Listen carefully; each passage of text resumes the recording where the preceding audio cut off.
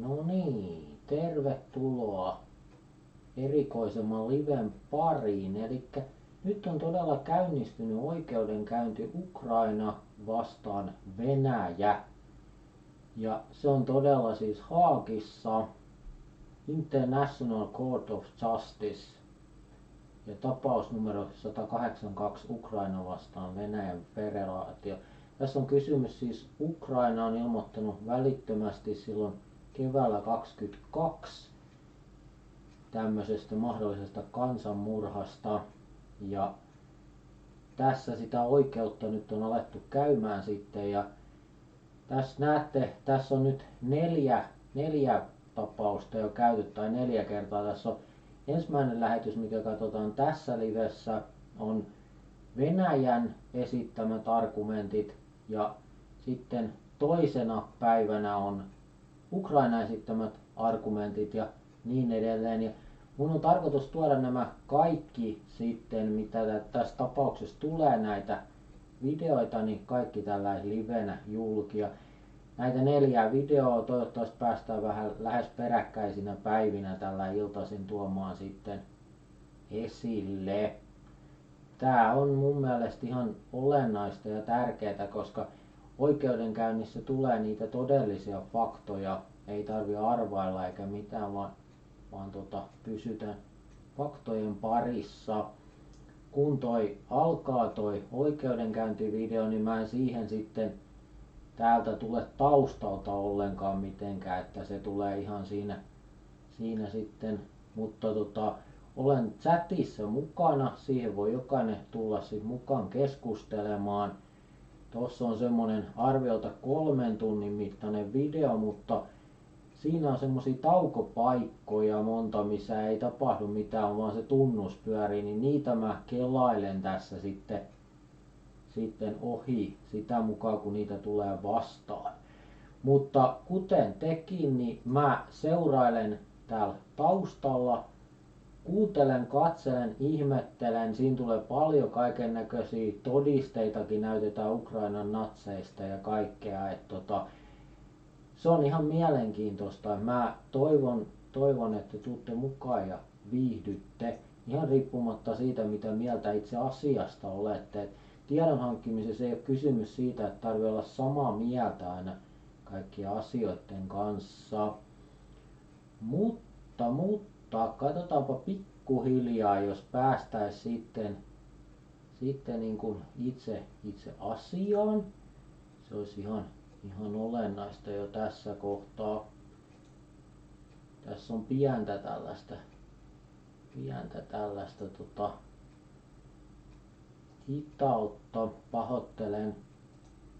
Tää tuli hiukan yllättäen, koska mä huomasin, että tää on nyt tosiaan alkanut, niin mä ehdottomasti haluan tuoda tämän sitten teille. Eli pidemmittä puheitta tai aika pitkänkin puheen kerran, niin nyt lähdetään katsomaan itse asiaa ja lämpimästi tervetuloa kaikille. Ja toivotaan, jos huomasitte, niin tämän liven noi esittelyt ja nimet, niin siinä on näiden videoiden alkuperäinen otsikko ja alkuperäinen kuvaus, niin voi olla, että saadaan kansainvälisestikin joku katsoja mukaan, jos joku sattuu päätymään, niin sehän olisi mahtavaa, jos niin kävisi. Ehkä ei, vähän liian pieni kanava, mutta tervetuloa, nauttikaa, tulkaa chattiin mukaan.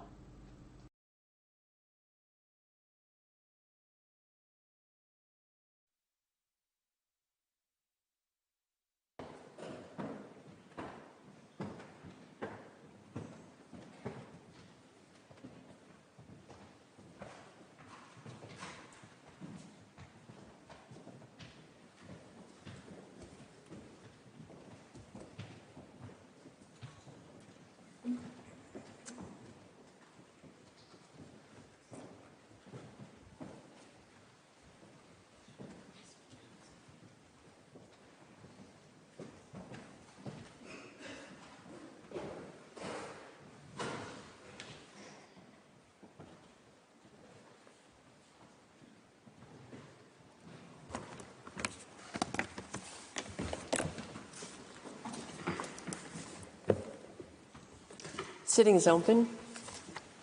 Please be seated.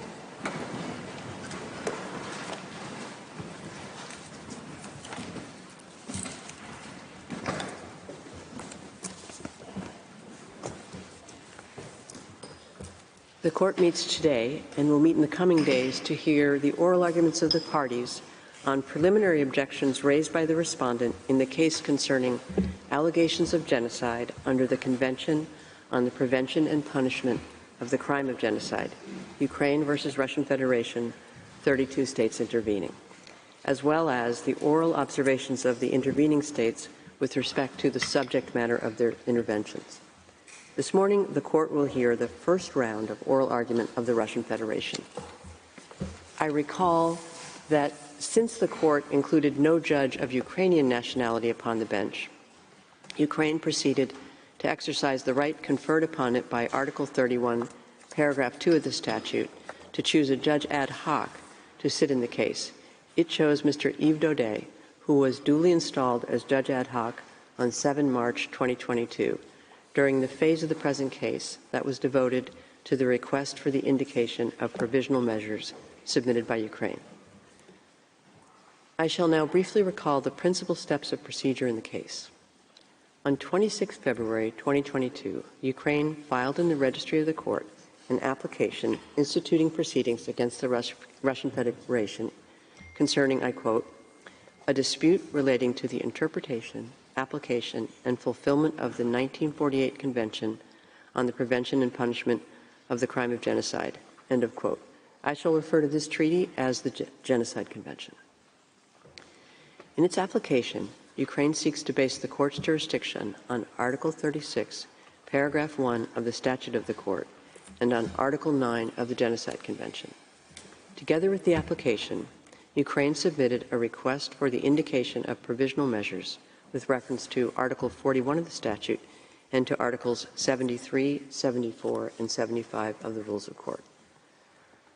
On 7 March 2022, a public hearing on the request for the indication of provisional measures was held, at which only Ukraine presented arguments, the Russian Federation having indicated by a letter dated 5 March 2022 that it would not participate in the oral proceedings on the request. After the closure of the hearing on that request, the respondent transmitted a document setting out its position that the court lacks jurisdiction in the case. By an order dated 16 March 2022, the court indicated the following provisional measures. I quote, 1. The Russian Federation shall immediately suspend the military operations that it commenced on 24 February 2022 in the territory of Ukraine. 2. The Russian Federation shall ensure that any military or irregular armed units which may be directed or supported by it, as well as any organizations and persons which may be subject to its control or direction, take no steps in furtherance of the military operations referred to in point 1 above. 3. Both parties shall refrain from any action which might aggravate or extend the dispute before the court or make it more difficult to resolve. End of quote. By an order dated 23 March 2022, the court fixed 23 September 2022 and 23 March 2023 as the respective time limits for the filing of the Memorial of Ukraine and the Counter-Memorial of the Russian Federation. The Memorial of Ukraine was filed on 1 July 2022. On 3 October 2022, within the time limit prescribed by Article 79 bis, Paragraph 1 of the Rules of Court, the Russian Federation raised preliminary objections to the jurisdiction of the court and the admissibility of the application. Consequently, by an order of 7 February 2022, having noted that by virtue of Article 79 bis, Paragraph 3 of the Rules of Court, the proceedings on the merits were suspended, the court fixed 3 February 2023 as the time limit within which Ukraine could present a written statement of its observations and submissions on the preliminary objections raised by the Russian Federation. Ukraine filed its written statement within the time limit thus fixed. Between 21 July 2022 and 15 December 2022, 33 states filed declarations of intervention under Article 63, Paragraph 2 of the Statute of the Court. I recall that Article 63 of the statute provides as follows, I quote, 1. Whenever the construction of a convention to which states other than those concerned in the case are parties is in question, the registrar shall notify all such states forthwith. 2. Every state so notified has the right to intervene in the proceedings, but if it uses this right, the construction given by the judgment will be equally binding upon it. End of quote. Pursuant to Article 83, Paragraph 1 of the Rules of Court, the parties presented written observations on the declarations of intervention that had been filed in the case. In light of the objections of the Russian Federation to the admissibility of all the declarations of intervention, the Court, pursuant to Article 84, Paragraph 2 of the Rules of Court, decided to hear, by means of a written procedure, the parties and the states seeking to intervene on the admissibility of the declarations of intervention. On 13 February 2023, the states seeking to intervene presented their written observations on the admissibility of the declarations of intervention, followed by the written observations of the parties on that same question on 24 March 2023.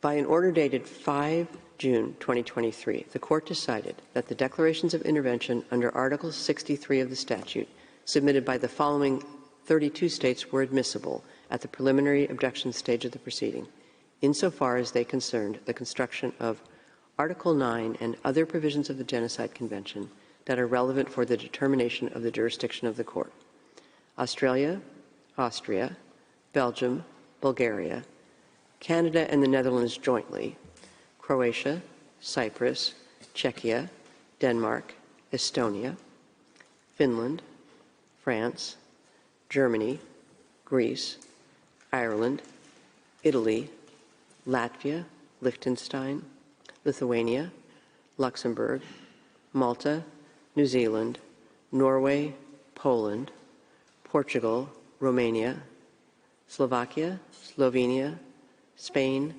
Sweden, and the United Kingdom. The Court indicated in that order that it would not, at the preliminary objection stage, have regard to any part of the written or oral observations of the intervening states going beyond the scope thus fixed. In its order of 5 June 2023, the Court further found that the declaration of intervention under Article 63 of the statute submitted by the United States was inadmissible insofar as it concerned the preliminary objections stage of the proceedings. The Court also fixed 5 July 2023 as the time limit for the filing of the written observations referred to in Article 86, Paragraph 1 of the Rules of Court by the states whose declarations of intervention had been deemed admissible at the preliminary objections stage of the proceedings. The intervening states filed their written observations on the subject matter of the intervention within the time limits thus fixed. Liechtenstein, however, did not file written observations. After ascertaining the views of the parties, the Court decided, pursuant to Article 53, Paragraph 2 of its rules, that copies of the written pleadings and documents annexed would be made accessible to the public on the opening of the oral proceedings. Further, after consulting the parties and the states which had filed a declaration of intervention, the Court decided also to make accessible to the public the written observations of the parties on the declarations of intervention pursuant to Article 83, Paragraph 1 of the Rules of Court, the written observations of the states seeking to intervene, and those of the parties on the admissibility of the declarations of intervention in accordance with Article 84, Paragraph 2 of the Rules of Court, as well as the written observations of the intervening states on the subject matter of their interventions referred to in Article 86, Paragraph 1 of the Rules of Court. In accordance with the Court's practice, these documents will be placed on the Court's website from today. I note the presence before the Court of the agents and counsel of the two parties, as well as the representatives of the intervening states. I recall that in its order of 5 June 2023, on the admissibility of the declarations of intervention filed in the present case, the Court took note of the concerns expressed by the Russian Federation and stated that it was incumbent on the Court itself to organize the proceedings in a manner which ensures the equality of the parties and the good administration of justice. The Court indicated in that order that it would ensure that each party would have a fair opportunity and the necessary time to respond to the observations of the intervening states. The Court has taken these considerations into account in the organization of the present oral proceeding. In accordance with arrangements for the organization of the proceedings which have been decided by the Court, the hearings will comprise a first and second round of oral argument of the parties, as well as 2 sittings for the oral observations of the intervening states between those 2 rounds. The first round of oral argument will begin with the statement of the Russian Federation today from 10 a.m. to 1 p.m. Tomorrow, Tuesday, 19 September, Ukraine will present its first round of oral argument from 10 a.m. to 1 p.m. On Wednesday, 20 September, the intervening states will present their oral observations. The second round of oral argument will begin on the morning of Monday, 25 September. The Russian Federation will have 2 sessions of 3 hours on that day to respond to the arguments of Ukraine and the oral observations of the intervening states. The second round will conclude on the afternoon of Wednesday, 27 September. Ukraine will have a single session of 3 hours to respond to the arguments of the Russian Federation and the oral observations of the intervening states. In this first setting, the Russian Federation may, if required, avail itself of a short extension beyond 1 p.m. in view of the time taken up by my introductory remarks. I shall now give the floor to the agent of the Russian Federation, His Excellency Mr. Gennady Kuzmin. You have the floor, Excellency.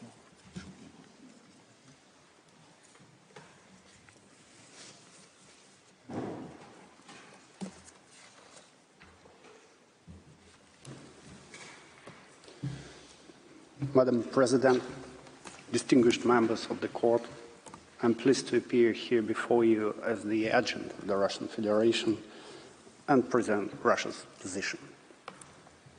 These hearings are devoted to the Genocide Convention, time-honored instrument adopted in the wake of Second World War to ensure that the crimes of the Nazi regime are never repeated.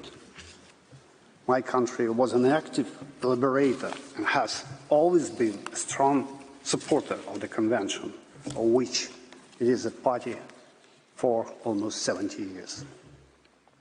Prevention and punishment of genocide are the object and purpose of the Convention. However, Ukraine is not accusing Russia of committing genocide. Ukraine is also not accusing Russia of failing to prevent or punish genocide. On the contrary, Ukraine insists no genocide has occurred. That alone should be enough to reject the case, because, according to the court's jurisprudence, if there was no genocide, there cannot be a violation of the Genocide Convention. What Ukraine complains about is Russia allegedly abusing the Genocide Convention as a pretext for recognizing the independence of Donetsk and Lugansk People's Republic and conducting the special military operation. It cannot be further from the truth. Firstly, it is a well-known fact that Russia launched the SMO under Article 51 of the UN Charter, which provides the right of individual and collective self-defense. This right is not affected at all by the Genocide Convention. Secondly, in order to complain about the abuse of right, one must first establish such right. Ukraine seems to claim that the Genocide Convention provides some kind of right to use force, which Russia allegedly abused. But the Convention, of course, provides no such right. Nor had Russia ever claimed it does. The pretext that Ukraine uses to drag this case into the courts is apparently Russia's officials using the word genocide when describing what Ukraine's forces have been doing with the people of Donbass for the past 9 years, ever since the current Russophobic neo-Nazi regime came to power in Kiev by violently overthrowing the constitutionally elected president of Ukraine in 2014. However, making statements regarding genocide cannot be illegal under international law, including the Genocide Convention. The statements are unsurprising given the fact that Kyiv launched in 2014 a full-scale war against Donbass. Its policy to brutally quash any dissent, obstruct journalists, and promote hatred against ethnic Russians. The current Kyiv regime glorifies Nazi war criminals, adopts Nazi symbolism, and does not ban neo-Nazi groups. At the same time, Kyiv bans education of the Russian language and pushing the Russian language out of all spheres of public life. Russian books, films, and Russian artists are banned. Russian Orthodox churches are violently seized by Ukrainian security forces and neo-Nazi militants. The predominantly Russian people that lived in the southern and eastern Ukraine strongly opposed the 2014 coup and new neo-Nazi policy. In response, Kyiv imposed a suffocating blockade on Donbass, robbing their populations of access to water, food, electricity, medicine, and other critical goods, and launched the so-called anti-terrorist operation, deploying military force against its own population, igniting the civil war. Russia tried to peacefully resolve the civil war in Ukraine. Russia actively participated in Normandy format negotiations and trilateral contact group to develop solution for Ukrainian crisis. It was the Russian president who first proposed to deploy UN peacekeeping units in Donbass. Ukraine impeded that initiative. Nevertheless, Russia's efforts brought results. I'm talking about conclusion of the Minsk Protocol dated 5th September 2014 and Minsk II Agreement dated 12 February 2015. These are the only agreements concluded in relation to Ukraine's crisis. More than that, Minsk II was endorsed by the UN Security Council resolution. The Minsk agreements provided for ceasefire, ban on heavy weaponry and drones, amnesty for participants to the conflict. Importantly, the agreements envisaged the reintegration of the DPR and LPR into Ukraine on the condition of a constitutional reform in Ukraine and providing DPR and LPR greater autonomy. However, neither Ukraine nor its Western handlers ever intended to fulfill these UN-approved agreements. Today, all of them, Ukraine's President Poroshenko and Zelensky, Germany's former Chancellor Merkel, France's former President Hollande, proudly declared that Ukraine was never expected to implement the Minsk agreements. Instead, the agreements were supposed to give Ukraine breathing space and time to beef up its military power. In another case before the court, Russia had already emphasized that even the majority of the people of Ukraine wanted the Donbass conflict to be resolved by peaceful means. But nobody in the Ukrainian government heard those voices. President Zelensky cynically exploited the peaceful aspirations of people in eastern Ukraine during his election campaign, promising heal Donbass and stop the shooting. However, the Kyiv regime once again deceived its people. The violence never stopped, and Ukrainian officials openly mocked a military solution for the Donbass problem. For instance, Ukrainian Deputy Prime Minister Alexei Reznikov, in charge of so-called reintegration of temporarily occupied territories, called Donbass a mentally ill territory and a cancerous tumor that could be cut out. Reznikov was not fired for these words. On the contrary, he soon became the Ukrainian Minister of Defense. Talking about how Ukraine would deal with Donbass, Reznikov gushed about Croatia 1995, Operation Storm and Operation Lightning. which led to the complete expulsion of the Serbian population from this Balkan Republic. While planning Operation Storm, Croatian President Tudjman had said, "We have to inflict such blows that the Serbs will, to all practical purposes, disappear. And if we had enough ammunition, then I too would be in favor of destroying everything by shelling prior to advancing." When examining Serbia's counterclaim against Croatia under the Genocide Convention, the court had concluded that there had been ethnic cleansing on massive scale. Serbian civilians were arbitrarily killed by Croat forces and driven from their lands. Reznikov called these operations successful and said they ensured military reintegration. It is easy to see how Kyiv intended to deal with Russians from Donbass once it secured total control over the region. With the foreign aid, Ukraine built up its military capacity and kept bombing Donbass in violation of the Minsk agreements, all the while preparing for the final solution of the Donbass problem by force. By 2022, the conflict in Donbass had been ongoing for 80 years, with hundreds of thousands of ceasefire violations every year and a constant flow of hundreds of civilian casualties. By far, the most of the civilians were killed or injured by Ukrainian strikes on the DPR and LPR territory. In 2021, the number of ceasefire violations increased by more than 300% in comparison to 2020. As usual, the vast majority of strikes came from the Ukrainian side, with more than 75% of civilian casualties as a result of these attacks being reported in the DPR and LPR.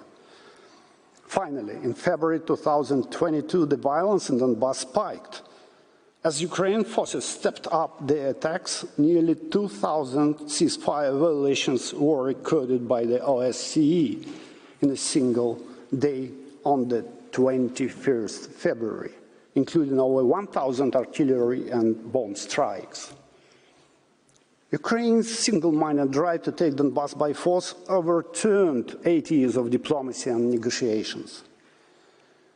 In a last bid to bring sense to warmongers in Kyiv, on 21st February, the Russian Federation has recognized the independence of DPR and LPR. However, this also failed to cool down Ukraine's desire to resolve the conflict through force of arms. The tempo attacks persisted on 22 February with almost 1,500 explosions along the contact line. It is in these circumstances that the Russian Federation, on 24 February 2022, took the decision to commence a special military operation.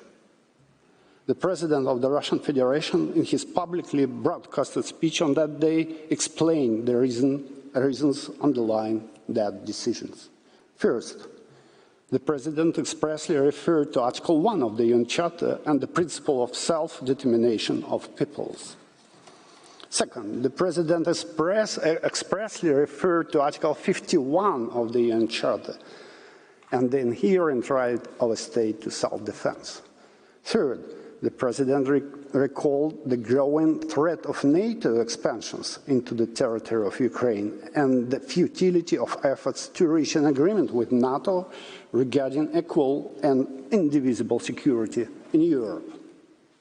Fourth, the President referred to Russia's treaties on friendship with DPR and LPR and to the Republic's appeal to Russia for military assistance and self-defense under those treaties. And finally, the President also referred to Ukraine's violations of the UN Security Council Resolution 2202 upholding Minsk agreements. The reference to Article 51 of the Charter as the legal basis for the special military operation has been reiterated on this very same day by Russia's permanent representative to the United Nations, nations in his speech before the Security Council and the General Assembly, as well as in a letter to the Security Council and the United Nations Secretary General, as a formal notification required under Article 51 of the Charter. None of these speeches or documents which express the official position of the Russian Federation contained references to the Genocide Convention. As to expressions of concern regarding the threat of genocide, as I said, they were unsurprising considering the policies of Kiev regime, which was firmly entrenched in the history, doctrines, and practices of Nazism. The Nazi roots of the Kiev regime come from the Organization of Ukrainian Nationalists, OUN, and its military wing, the Ukrainian Insurgent Army, UPA, which collaborated with the Nazis and took part in the massacre of hundreds of thousands of Jews, Poles, and Russians. These three are the founding fathers of Ukrainian Nazism. At the center is Stepan Bandera. He led the most radical faction of OUN, the OUN-B. OUN believed that the alliance with Nazi Germany and its Führer Adolf Hitler was necessary to achieve this goal. Now you see the Ukrainian newspaper dated 31st July 1941, publishing the Act of Proclamation of the Ukrainian state signed by Bandera. It said that the newly created Ukrainian state will work closely with National Socialist Germany, which under the guidance of its leader Adolf Hitler is creating a new order in Europe. The photo on the right is Roman Shukhevich, commander of the notorious punitive battalion Ukrainische Sondergruppe Nachtigall. Two of the most heinous crimes in which the followers of Bandera and Shukhevich were involved, the Volyn massacre and Babi Yar massacre. In all, more than 5.3 million people died in Ukraine at the hands of the Nazis and their henchmen. Bandera and Shukhevich are both venerated by the current Kiev regime. Here you see Bandera's monuments in Lvov, Ivano-Frankovsk, and Ternopil. Now see Shukhevich monuments in Lvov. The leader of the second OUN faction, OUN-M, was Andrei Melnik. Here you see the archival photo from 1941 taken in Western Ukraine. On the arch hangs a poster, "Long live Hitler, long live Melnik." On the right is a modern monument to Melnik in Ivano-Frankovsk, Western Ukraine. The Kiev regime's own ideologists have admitted that OUN-UPA was a typical Nazi organization. On the next slide, you can see a Nazi march in Dan Stanislavov, now Ivano-Frankovsk, Western Ukraine, 1941, and the march celebrating the 71st anniversary of SS Galiciana Division founding, Lvov, Western Ukraine. In early 1990s, OUN was legalized in Ukraine under a new title, Congress of Ukrainian Nationalists. Yuri Shukhevich, son of Roman Shukhevich, established and led another Ukrainian major neo-Nazi party, the Ukrainian National Assembly, UNA-UNSO. From these odious roots stemmed nowadays neo-Nazi movements in Ukraine, such as Svoboda, Trizub, Right Sector, Siege, and many others. Here you see a 2008 Congress of the Patriot of Ukraine movement in Kharkov. The speaker is Andrei Beletsky, the future founder of the infamous neo-Nazi battalion Azov. The Patriot of Ukraine's official logo was the Nazi German Volksangel, which you can see on the banners. The same bull's hook can be observed on the Tiger tank of the Nazi SS Totenkopf division. The resurgence of neo-Nazi in Ukraine did not go unnoticed in the world. In 2008, the Jewish Telegraphic Agency published the alarming report on the widespread use of Nazi symbols and Nazi salutes in neo-Nazi mass events across Ukraine. These neo-Nazi groups became the driving force behind the violent coup d'etat, where armed neo-Nazi fighters overthrew the legitimate Ukrainian authorities and formed an illegitimate new government of victors, where a key position had been taken by neo-Nazi extremists. Here, the Svoboda neo-Nazi party members who joined the new government, shown with Svoboda's symbol, the Nazi Wolfsangel cross. Same background of these neo-Nazis available on the next 4 slides. This Ukrainian government glorifies the collaborators who fought on the side of Hitler during the Second World War. Those who are still alive are granted with veteran status, state protection and benefits. More than 200 streets across Ukraine have been named after Nazi criminals. On the next slide, you can see the SS Galiciana division being honored in Kiev. Neo-Nazi summer camps for children were opened all over Ukraine, indoctrinating children with the ideas of Bandera and hatred of Russians. Now, we hold President Zelensky naming a Ukrainian mountain brigade Edelweiss after the Nazi mountain division of the same name. Finally, here is a modern German Leopard tank of the Ukrainian armed forces, proudly bearing the notorious Nazi Balkenkreuz, the white cross marking carried by Nazi army during their campaign in Poland and in the USSR. On the international field, since 2014, Ukraine has been steadily voting against the UN General Assembly annual resolution on combating glorification of neo-Nazism and other practices that contribute to fueling contemporary forms of racism, racial discrimination, xenophobia, and related intolerance. Madam President, in its order on provisional measures, the court found that Ukraine has a plausible right not to be subjected to military operations by the Russian Federation for the purpose of preventing and punishing an alleged genocide in the territory of Ukraine. However, that decision is preliminary in nature.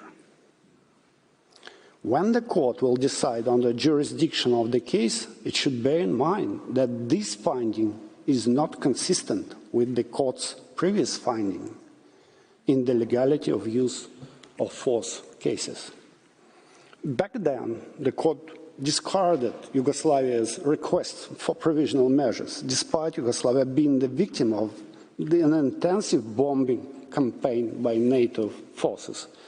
Numerous NATO leaders had referred to genocide as the legal basis for the operation. Representatives of NATO states have repeatedly stated so before this court. Just last year, Germany's Chancellor, Mr. Scholz, confirmed this in his dialogue with President Putin, saying that NATO acted in Yugoslavia because, I quote, there was a danger and a threat of genocide, and this ought to have been prevented. NATO states had no other justification for their attack. They never invoked Article 51 of the UN Charter, nor did they have any ground to do so. No genocide was established to take place in Kosovo. Madam President, members of the court, according to this jurisprudence of the court, no jurisdiction can be awarded to Ukraine's claims. Deciding otherwise would be effectively a reversal of the position that the court took with regard to Yugoslavia's plea. Of course, Russia has always condemned the bombing of Yugoslavia by NATO and rejected NATO's attempts at justification. This confirms that Russia never believed that genocide convention to provide a legal basis for armed interventions. Ukraine's attempt to use an unrelated treaty in order to bring claims related to use of force and state recognition to the court, despite absence of jurisdiction, is nothing new. Back in 2008, another country, Georgia, much like Ukraine, attempted to re-establish control over two breakaway regions, Abkhazia and South Ossetia, by force, violating, like Ukraine, a UN-endorsed peace agreement, and even attacking Russian peacekeepers present under international mandate. Georgia, like Ukraine, attempted to mask the real nature of its dispute with Russia and drag the court into adjudicating use of force by window dressing its claims as falling under the treaty with a compromissory clause, in that case, the third. Back in 2011, the court has correctly decided that Georgia's claims rooted in the allegations of use of force did not pertain to racial discrimination. Summing up, Ukraine's legal position is hopelessly flawed and at odds with the long-standing jurisprudence of this court. Our legal arguments to this effect will be developed in more detail by our counselors. Madam President, Professor Hadi Azari will present Russia's first preliminary objection, namely that there is no dispute between Ukraine and Russia under the Genocide Convention. After that, Professor Alfredo Cruzado-Newman will continue with the second objection on the lack of the court's jurisdiction, razione materia in this case. Professor Sin-Ho Yi will explain Russia's third objection on the inadmissibility of new claims that Ukraine inappropriately advanced in its memorial, and the fourth objection on the lack of a fait utile of the prospective judgment upholding Ukraine's claims in this case. Mr. Kirill Udovichenko will further demonstrate Russia's fifth objection, that Ukraine's claims seek reverse compliance declaration and are therefore inadmissible, and will complete the presentation with the point that is clear to everyone in this hall, that Ukraine's claim in itself and its tactics in these proceedings is a manifest disregard of the proper administration of justice and constitutes an abuse of process. I thank you, Madam President, honourable members of the Court, for your attention. I now kindly ask you, Madam President, to invite Professor Hadi Azari to address the Court. I thank the agent of the Russian Federation for his statement, and I now invite Professor Hadi Azari to take the floor. You have the floor, Professor.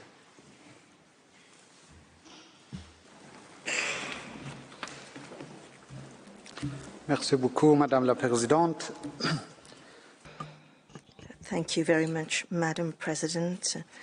Members of the Court, it is a great honor for me to appear once again before the Court to present the first preliminary objection of the Russian Federation, in this case against Ukraine. My task is to demonstrate that there is no dispute under the 1948 Convention on Genocide, which should lead the Court to decline its jurisdiction to entertain Ukraine's claims. The conditions of the existence of a dispute are very clearly specified in the Court's jurisprudence, and I will summarize these in a few lines. For a dispute to exist, the Court must establish, based on evidence provided by the parties, that on the date of filing the application, the applicant made a claim that was positively opposed by the respondent.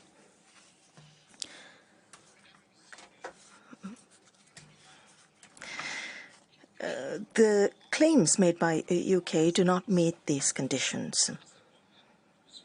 In its first conclusion, Ukraine claims that there is no credible evidence that Ukraine is indeed responsible for committing genocide in violation of the Genocide Convention.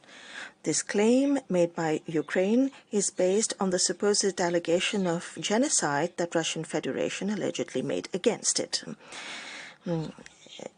And to establish this, Ukraine has to prove that it has violated, first of all, the 1948 convention that Russian Federation made against it, and secondly, that this claim was positively opposed by the Russian Federation, and three, the disagreement existed on the date when the application was filed. Ukraine has been unable to demonstrate this. Firstly, Ukraine should have specified its allegation before instituting proceedings. In Georgia versus the Russian Federation, the court stated that the applicant, and I quote, must refer to the subject matter of the treaty with sufficient clarity to enable the state against which a claim is made to identify that there is or may be a dispute with regard to that subject matter.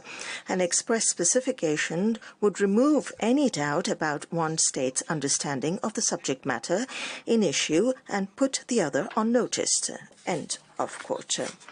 A dispute cannot exist between Ukraine and the Russian Federation under provisions of the 1948 Convention. Therefore, as to the purported allegation of genocide, Ukraine must identify the obligation stemming from this convention, which, according to it, Russia has allegedly violated. Needless to say that a dispute cannot originate from an obligation that doesn't exist.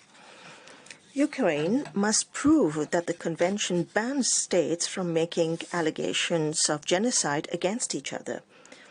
Ukraine has failed to meet this criterion. And this is hardly surprising because such an obligation simply doesn't exist, and a dispute cannot originate from an obligation that doesn't exist. In fact, this is the reason why, in the different formulations of the dispute submitted to the court, Ukraine does not rely on any provision of the convention to support this claim, contrary to what it has done for the other two claims. As you can see on the screen, the parts that are highlighted. Bringing up the Gambia versus Myanmar case is of no help to Ukraine, to the extent that in the court's judgment of 22nd of July 2022, the court did not dismiss the arguments supported by the Russian Federation. On the contrary, it confirmed them. The applicant states the court says, must refer to the subject matter of the treaty with sufficient clarity to enable the state against which a claim is made to identify that there is or may be a dispute with regard to that subject matter. End of quote. No claim was made by Ukraine that Russia had allegedly violated the 1948 Convention before filing its application.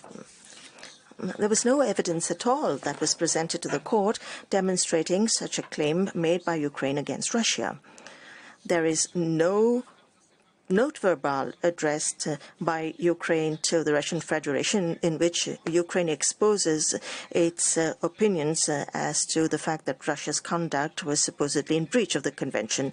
No claim similar to what Ukraine has presented in its application or its memorial was made against Russia before instituting the current proceedings. There is nothing at all in Ukraine's submissions demonstrating that it had informed Russia that it considered the accusation of genocide as being counter to Russia's obligation under the Genocide Convention. However, the court's established jurisprudence is unambiguous in this respect. It requires that the applicant should inform the respondent of its accusations, of its criticism, of its reproach, of its allegation before filing an application. And it was this condition that led to the court to specify in the Marshall Islands case that the application must demonstrate that the respondent was aware or could not have been unaware that its views were positively opposed by the applicant. And as the late Judge Trinidad explained, and I quote, the court effectively requires an applicant state to set out its legal claim to direct It's specifically to the prospective respondent state or states and to make the alleged harmful conduct clear.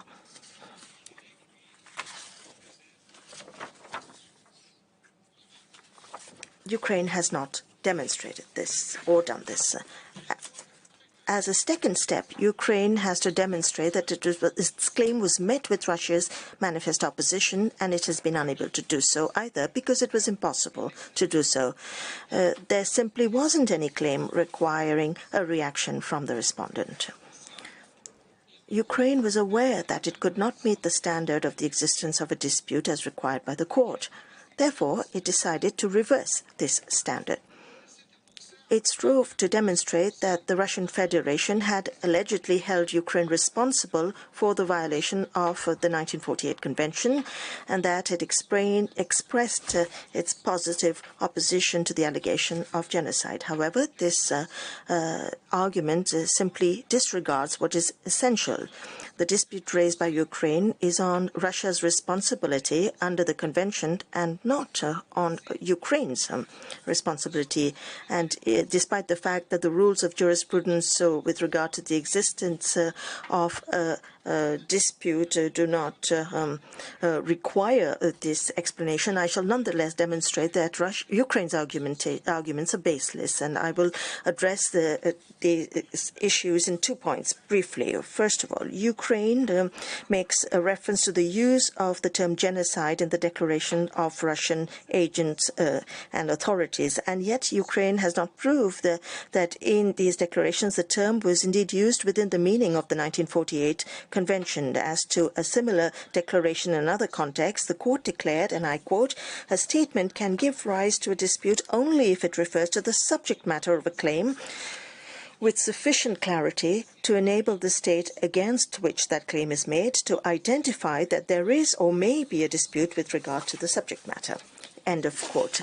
It is perhaps noteworthy to recall that when these proceedings were brought to this court, William Shabazz published a very interesting study in which he explained the distinction that needs to be made between the use of the term genocide for rhetorical purposes or when it is used to invoke the Convention. He begins his analysis by quoting the declaration of President Biden, who accused Russia of committing genocide by attacking Ukraine. Many other such declarations made in other contexts may be recalled.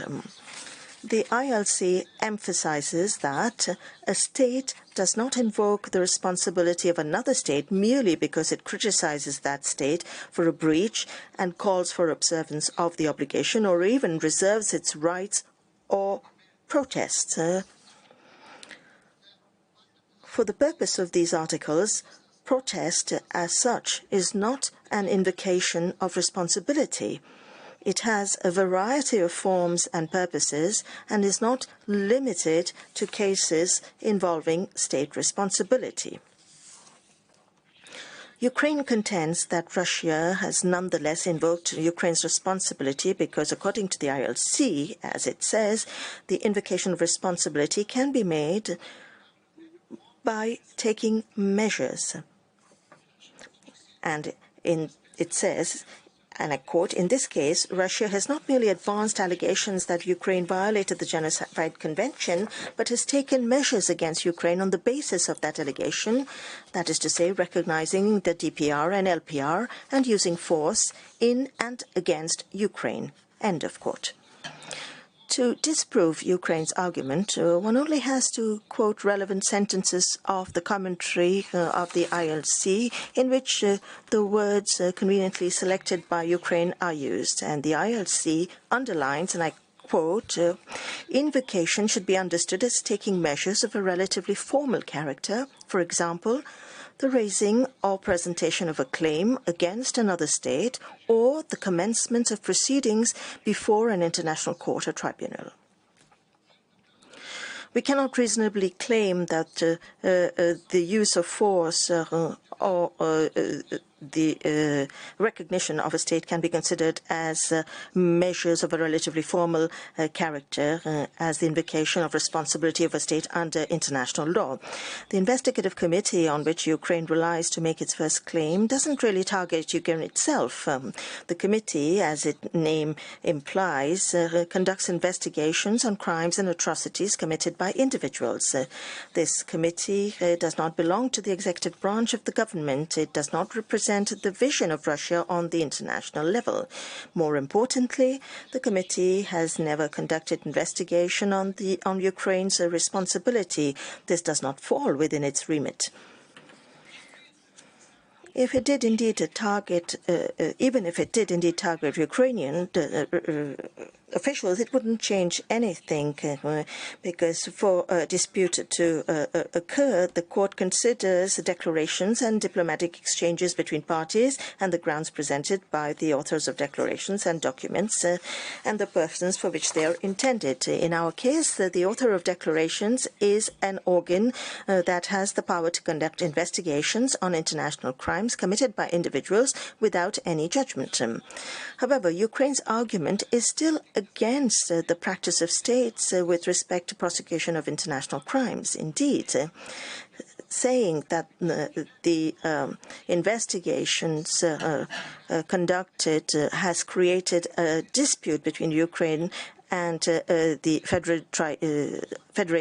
Russian Federation would be tantamount to recognizing, for example, that by exercising their universal jurisdiction, that the state tribunals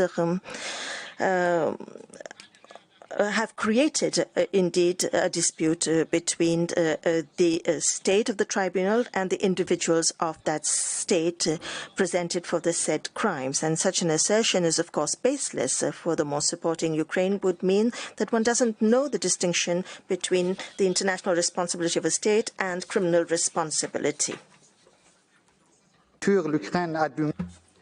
Regarding the second point, Ukraine's reaction to the genocide declaration, it is obvious that in its written pleadings, Ukraine was unable to prove that it seriously opposed Russia's purported genocide declaration. Ukraine was aware that its position was weak, and so in its written observation tried to convince it that its silence meant it had rejected Russia's allegations. It argued that, given the seriousness of an allegation of genocide, the failure of a state to respond to such an allegation would constitute evidence that the allegation is rejected and dispute exists between the parties. Ukraine is wrong. It is not the magnitude of the accusation or its seriousness, but the existence of particular circumstances which require a reaction to determine whether silence equals a reaction or not. There is nothing to prove that we are in such a situation. Anyway, Ukraine was not able to prove this. Besides, were one to believe Ukraine, no state would ever need to prove that its opponent had challenged its claim, and consequently, the very prerequisite of the existence of a dispute would be meaningless and would lose its raison d'être. At the opposite end of the argument I've just described, Ukraine claims that it did react nevertheless. In its written observations, it recalled first a few declarations made by the Ukrainian authorities to which it already referred in its memorial and added a few additional examples. For example, but all the authorities had been looked into by the investigative committee, and the said authorities addressed the committee in their comments. So they did not respond to a state allegation, and their attitude cannot therefore be conducive to the arising of a legal dispute. The speech made by Mr. Kuleba, the Foreign Affairs Minister of Ukraine, on the 23rd of 2022, which Ukraine relies on with some insistence, is of no help to it. Nowhere in this speech is there reference to the 1948 Convention and its subject matter. Mr. Kuleba simply denied the allegations according to which Ukraine was preparing an attack in Donbass, and this was against the background background of the United Nations Charter. The last argument is that its National Defence Act against the military operation of Russia constituted a rejection of its allegations of genocide. There again, Ukraine is wrong. It is not a defence against the special military operation which is in play here, but its manifest and clear rejection to the allegation of genocide. In a word, Ukraine has not demonstrated that it claimed a breach of the 1948 Convention and that his claim was opposed by Russia's reaction. It was not able to demonstrate either that Russia knew or could not ignore that Ukraine believed its genocide allegation as a breach of the Convention. Consequently, Ukraine did not prove the existence of a dispute with Russia regarding the first claim it submitted to the court. Madam President, distinguished members of the court, this brings us to the second dispute invoked by Ukraine regarding the recognition of, by the Russian Federation of the DPR and the LPR and its use of force, which, according to Ukraine, constitute a breach of Articles 1 and 4 of the Convention. The Russian Federation has never claimed that the Convention, the Genocide Convention, authorized it to use force against Ukraine to comply with its Article 1 obligations, which is to prevent and punish genocide. According to the documents it sent to the court and to the UNSC, the Russian Federation invoked Article 51 of the United Nations Charter on self-defense and customary international law to legally underpin its conduct. Ukraine has used the pretext of the Commission of Genocide to ensure that conduct prohibited by international law, such as the use of force and recognition of states, fell within the scope of the Convention. As Judge Joan E pointed out correctly, and I quote, Ukraine's contention that the Russian Federation's allegation of genocide against Ukraine is just an excuse for Russia's unlawful aggression raises doubt that this is a genuine case about genocide, an excuse for unlawful aggression between inverted commas. Needless to say, the court is not bound by the description of the subject matter of the dispute made by the applicant in its application. I quote, it is for the court itself to determine on an objective basis the subject matter of the dispute between the parties, that is, to isolate the real issue in the case and to identify the object of the claim. End of quote. The real issue, the real problem at issue in this case is not genocide, it's the use of force and the recognition of states under international law. It is with regard to these two purported disputes that the prerequisite of the existence of the dispute should be met before Ukraine introduced these proceedings. In its memorial and in its written observations, Ukraine devoted long passages to explaining that the Russian Federation had accused it of committing genocide and that it had rejected that accusation. Consequently, there is a dispute between the parties. Now, Ukraine is utterly mistaken. As I explained a while ago, to establish the existence of a dispute between the parties regarding the use of force and the recognition of states, Ukraine must first of all prove that it had declared Russia's conduct to be in breach of its obligations under the Convention. Then it should demonstrate that this allegation was indeed opposed by Russia. It was unable to do so. Ukraine has made no claim regarding the use of force and the recognition of states, such that Russia would understand that there was a dispute, or there might exist a dispute, between the two parties before the filing of the application. No evidence has been adduced by Ukraine proving that it had reproached the Russian Federation for the breach by its actions of its legal obligations under the 1948 Convention. The invocation by Ukraine of the declaration made by the Foreign Affairs Minister of Ukraine on the 26th of February 2022 is of no help whatever. That declaration was posted on the ministry's site at 39 minutes past 6 p.m. on the day on which the case was brought. In fact, only 4 hours before the filing of the application. Clearly, this was not a good faith attempt by the applicant to warn its opponent of the existence of a dispute between the parties before bringing the case before the ICJ. Russia could not be expected to be aware of this declaration in order to potentially express its opposition to its content. Let us recall that the court has taken account of the passing of a reasonable amount of time between the recognition of the existence of a dispute and the filing of the application. The rule according to which, and I quote, the dispute must in principle exist prior to the filing of the application, end quote, implies that the dispute has been crystallized, quote, prior to the date of the application, end quote, so that the defendant may be in a position to react to the applicant's claim. In the instant case, the Russian Federation was in no position to know that for its opponent, the actions at issue were in breach of its obligations under the Convention. For the same reason, it was not given enough time to react to its opponent's claims. It should be recalled that in the case matters regarding the obligation to prosecute and extradite, the court did not consider Belgium's note verbal to Senegal, sent 2 months prior to the application, did not consider then that this was sufficient to warn the defendant as to the existence of the claim. Ukraine also argues that its minister's declaration is far more precise in its reference to the Genocide Convention. That, for example, the declarations made by Georgia before the filing of its application in the Georgia versus Russian Federation case. This argument does not stand up to scrutiny. This is the conclusion of the court invoked by Ukraine, and I will only read out the relevant sentences which are indeed underlined. The court observes that this decree does not allege that the Russian Federation was in breach of its obligations relating to the elimination of racial discrimination.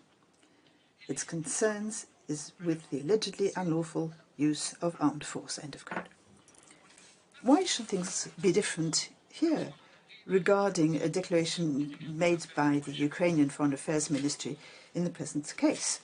This declaration dealt with the purported illegal use of force by the Russian Federation and not some hypothetical breach of the Genocide Convention. The convention only entered into play because Ukraine considered it was a pretext used by Russia to intervene. Yet, at no point did the Ukrainian ministry declare that the so-called genocide allegations or the fact that Russia had relied on the Genocide Convention to undertake the special military operation constituted in and of themselves a breach of the Convention.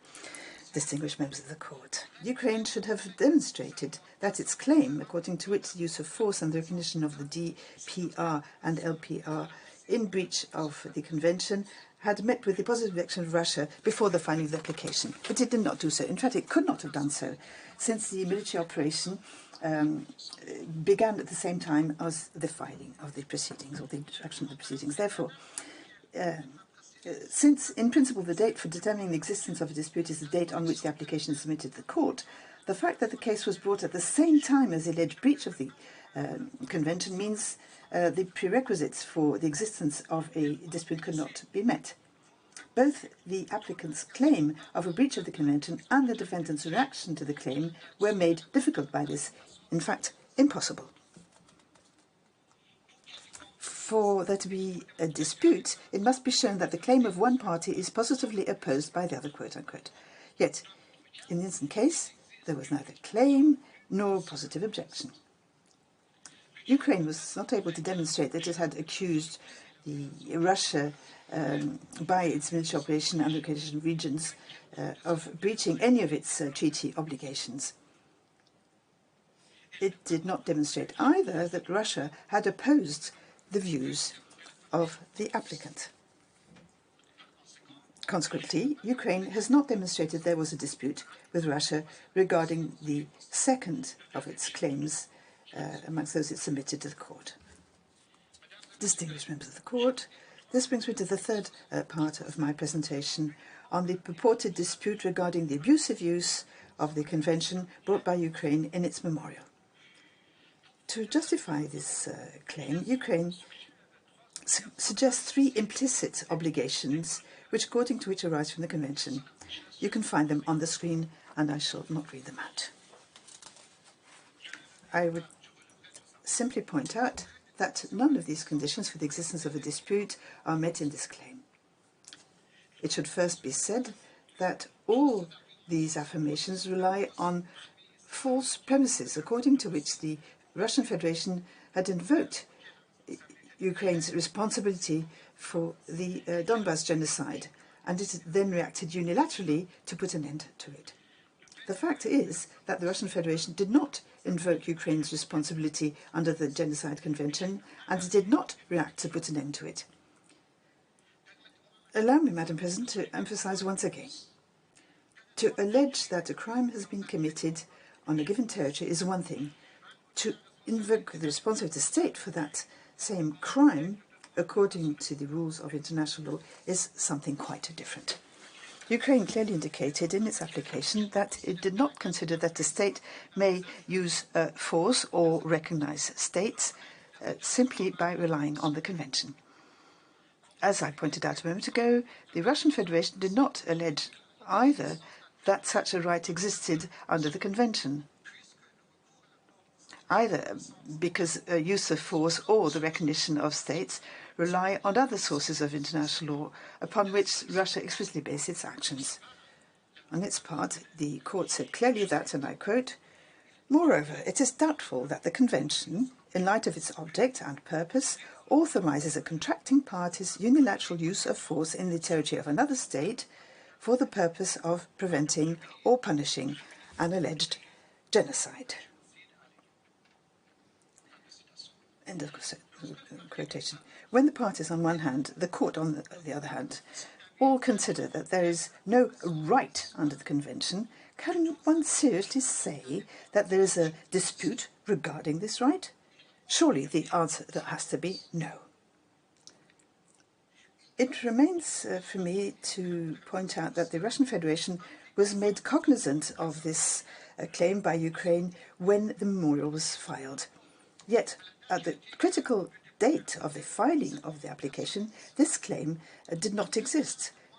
There was no trace of the clearly opposed views of the parties at the time when the case was filed. Under those circumstances, one cannot conclude that there existed a dispute opposing the parties in this respect. For all these reasons, and distinguished members of the court, the Russian Federation requests that the court find that it does not have jurisdiction to entertain Ukraine's application. This brings the court. This brings me to the end of my comments. I would like to thank you very warmly for your attention. I would ask you, Madam President, to give the floor to Mr. Alfredo Rosato. I thank Professor Azari, and I now invite Mr. Alfredo Rosato to take the floor. You have the floor, sir.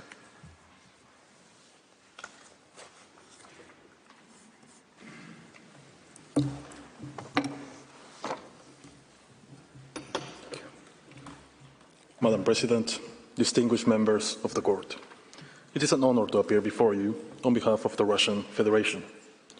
My task today is to present Russia's second preliminary objection, that the Court lacks jurisdiction ratione materia to entertain Ukraine's claims. Ukraine has come to this Court with only one potential basis of jurisdiction, Article 9 of the Genocide Convention.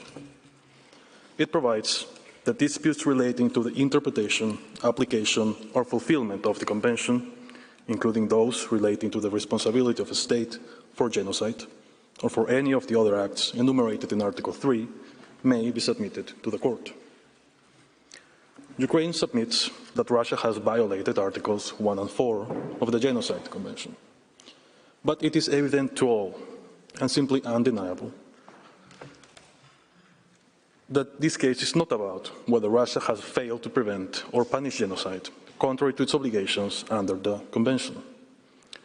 What this case is really about is the legality of the special military operation and the recognition of the DPR and LPR as states. The legality of these actions not under the Genocide Convention, but under the UN Charter and customary international law. The entire case before you hinges upon this. This, Madam President, members of the Court, calls for caution. Accepting Ukraine's position would be tantamount to rewriting the Convention and transforming its subject matter. It would completely overturn your well-established jurisprudence on the limits of compromissory clauses. It would be a clear circumvention of the fundamental principle of state consent to the jurisdiction of the court. My presentation will be as follows. I shall first make some general remarks about Ukraine's case. I will show that the claims of Ukraine do not concern the Genocide Convention, but other rules of international law. Ukraine's attempt to shoehorn those claims into the Convention leads to several contradictory assertions and propositions that do not have any basis in the Convention. I shall then set out the test for establishing the Court's jurisdiction rationem materiae under a compromissory clause, and recall what the Court has said about the scope of Article 9 in previous cases. The Court has already carefully delineated its jurisdiction under this provision. It does not confer upon the Court the powers that Ukraine seeks to rely on. I will then show that Ukraine's key contentions in this case are fundamentally wrong as a matter of international law. First, there is no obligation under the Convention to act within the limits of international law so as to incorporate an indefinite number of obligations unrelated to the Convention. Second, and to conclude, I will show that there is no right under the Convention that could have been abused by Russia. Madam President, let me start with some general remarks on Ukraine's claims. Russia's second preliminary objection concerns conclusions C and D of Ukraine's memorial. Ukraine asks the Court to adjudge and declare that by using force and recognizing the DPR and LPR, Russia violates Articles 1 and 4 of the Genocide Convention. Articles 1 and 4 are well known, but it is important to recall what they say. Article 1 reads, the contracting parties confirm that genocide, whether committed in time of peace or in time of war, is a crime under international law, which they undertake to prevent and punish. Article 4 provides that persons committing genocide or any of the other acts enumerated in Article 3 shall be punished, whether they are constitutionally responsible rulers, public officials, or private individuals. One would expect an applicant under the Genocide Convention to claim that the contracting party had failed to prevent genocide or to punish its perpetrators. The applicant may request that those obligations be complied with by, for example, adopting measures to prevent further acts of genocide, prosecuting offenders, and making reparation to victims. These are, after all, the obligations laid down in Articles 1 and 4 of the Convention. Ukraine claims something quite different. It argues that these provisions have been breached through acts that have no apparent connection with the required conduct, the use of force, and the recognition of certain entities as states. Articles 1 and 4 do not refer to the use of force or to the recognition of states. The same is true for the preamble and other articles of the Convention, and for the drafting history. Ukraine's conclusions C and D are therefore, on any reading, foreign to the Convention, outside the scope of the Convention. The subject matter of the treaty simply does not deal with the use of force or the recognition of states. Ukraine cannot avoid accepting this simple truth, and this should be the end of the story. Yet Ukraine insists on transforming the scope of the Convention, advancing 3 propositions, all of which are seriously flawed. First, Articles 1 and 4 contain, in Ukraine's view, an all-embracing obligation to act within the limits of international law when preventing or punishing genocide. The effect of this alleged obligation will be to incorporate into the Convention all obligations of states from other sources of international law, and to expand beyond measure the Court's jurisdiction under Article 9. Second, Ukraine argues that a state may not abuse Articles 1 and 4 by using force against another state or by recognizing states within the territory of another state, without sufficient evidence of genocide or a risk of genocide. This claim, based on an abuse of right, presupposes that the Genocide Convention confers a right on states to unilaterally use force, a right of humanitarian intervention, as well as a right to recognize states. Third, Ignoring the court's jurisprudence, Ukraine suggests that Article 9 is a unique, broad or wide compromissory clause.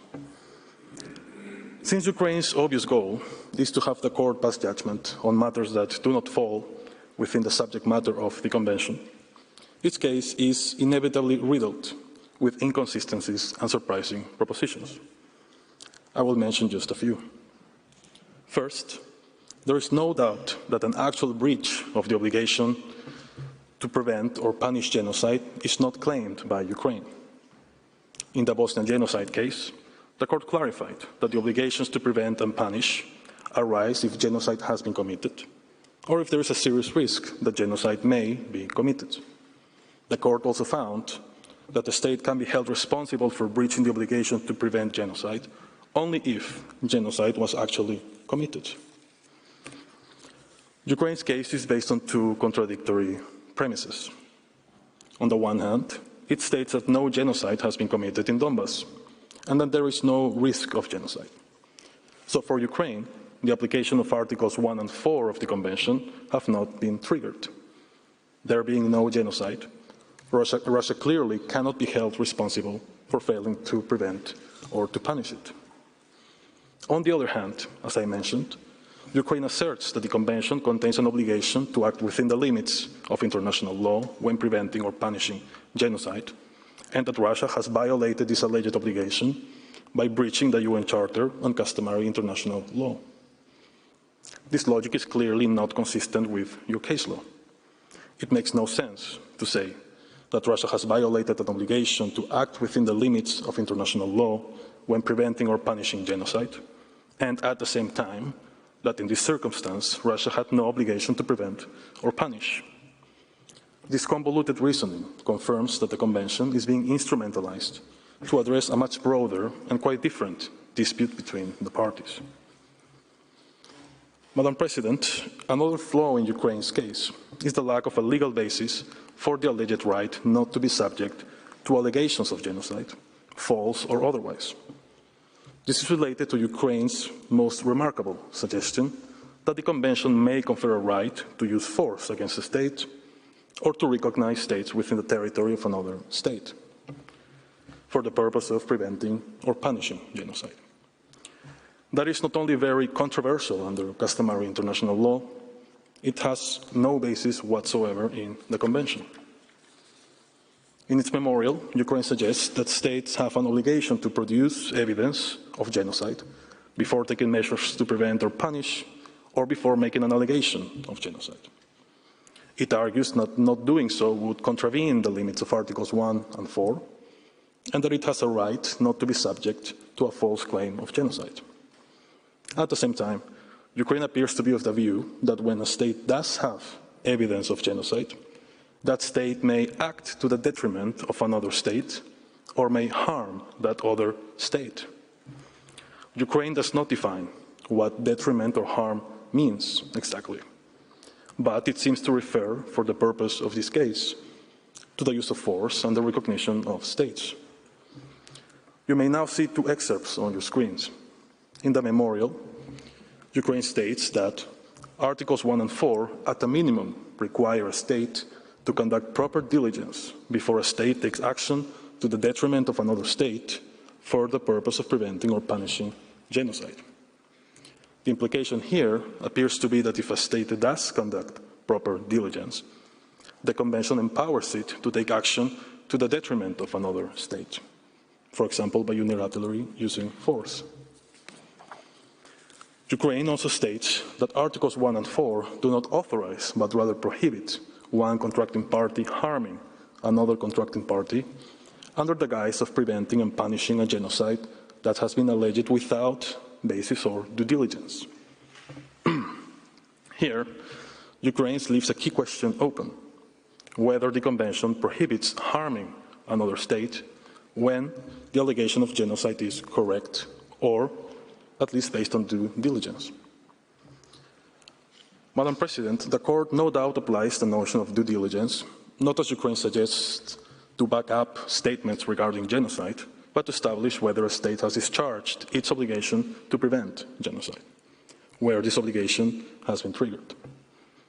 mere allegations of genocide or of a risk of genocide do not constitute a breach of Articles 1 and 4. The Convention and its drafting history say nothing about the right not to be subject to an allegation of genocide.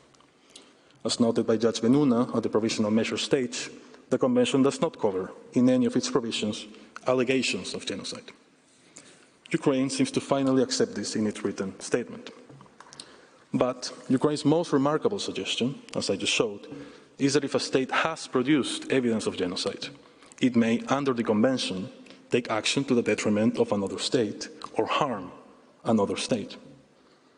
This is a crucial aspect of the case before you. It lies at the heart of Ukraine's claims, and in particular, its reliance on an abuse of rights doctrine. Let us be clear. Accepting this proposition would be to say that the right of humanitarian intervention exists under the Convention.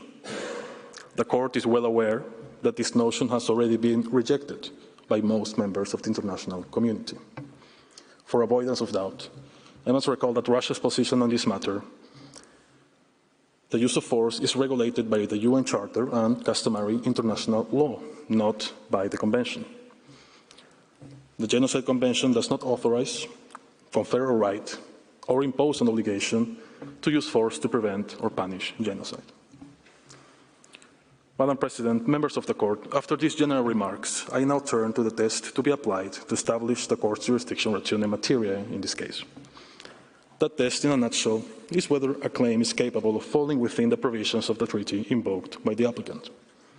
To answer this question, the Convention must be interpreted to determine its scope and whether it may be breached in the manner alleged by the applicant.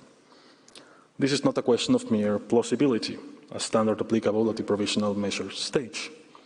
The Court has a duty to ascertain that its jurisdiction is properly established before proceeding to the merits. This is well established in your jurisprudence. In the oil platforms case, the Court stated that the Court cannot limit itself to noting that one of the parties maintains that such a dispute exists and the other denies it. It must ascertain whether the violations of the Treaty of 1955 pleaded by Iran do or do not fall within the provisions of the treaty. The same test was applied recently in certain Iranian assets and in immunities and criminal proceedings. In applying this test, the Court is entitled to interpret the submissions of the applicant and to identify the object of the claim. In its written statement, Ukraine urges the Court to deal with the second preliminary objection at the merit stage. They suggest that the Court should accept Ukraine's factual claims as true. But this is beside the point. At this stage, the Court is called upon to interpret the Convention in the light of Ukraine's claims to ascertain its jurisdiction. A preliminary objection may be deferred to the merits if it raises complex questions of fact. Russia's second objection does not raise such questions. All the Court has to do is to interpret Articles 1 and 4 and determine whether they contain an indefinite number of obligations through an alleged obligation to act within the limits of international law, or a right to use force and recognize states, considering that in the absence of such rights, there can be no abuse. I would also note, Madam President, an issue that Ukraine wrongly presents as factual. It asks the Court to accept pro term its own interpretation of Russia's legal justification for the special military operation and the recognition of the DPR and LPR. This is not a question of fact, but one of law. Russia is here today precisely to explain what its legal position is, as it is, of course, entitled to do. Madam President, I pause here if you think it appropriate to have the coffee break now, or I can continue for another 5 minutes. Further, Mr. Prasado, thank you. Thank you. I now turn to your previous decisions concerning the scope of Article 9 of the Convention. These decisions leave no place for doubt. The Court's jurisdiction under Article 9 is limited to violations of the Convention itself. Your 2007 judgment in Bosnia genocide is particularly relevant. The Court said it has no power to rule on alleged breaches of other obligations under international law not amounting to genocide. That is so even if the alleged breaches are of obligations under peremptory norms, or of obligations which protect essential humanitarian values, and which may be owed erga omnes. This finding was unanimous. Sir Christopher Greenwood, writing as a commentator, explained that the court was able to rule only on the issues relating to the Genocide Convention and could not consider other aspects of the broader dispute between the two countries, such as the application of the international law on the use of force. The court reaffirmed this understanding in the Croatia genocide case. It was determined that Article 9 confines the court to disputes regarding genocide. The jurisdiction under Article 9 is confined to obligations arising under the Convention itself, and that the court can only rule within the limits imposed by the Convention. We note, Madam President, that Ukraine proposes a novel interpretation of Article 9 in its written statement. It suggests that Article 9 would give the court a broad, wide, or comprehensive jurisdiction. Ukraine puts emphasis, for example, on the word fulfillment, using a dozen dictionary definitions. They also provide an incomplete account of the drafting history of Article 9, focusing on a single statement at the Sixth Committee. And Ukraine quotes selectively the views of one author. These arguments are wrong on several grounds, which we shall address in more detail next week. Today I will stress only one. Ukraine completely ignores the interpretation of Article 9 that the court has already adopted. Indeed, your jurisprudence is clear. There is no reason to depart from it or to sweep it under the carpet. Ukraine is asking you to do exactly what you said you cannot do under Article 9, to pass judgment on and even order reparation for alleged violations of rules of international law that cannot arise under the Convention itself. Madam President, let me now address Ukraine's first proposition aimed at transforming the subject matter and scope of the Convention, that there is an obligation to act within the limits of international law, allegedly implied in Articles 1 and 4. Again, we should be clear about what this means. If such an obligation were found to exist, the Convention would incorporate all of international law.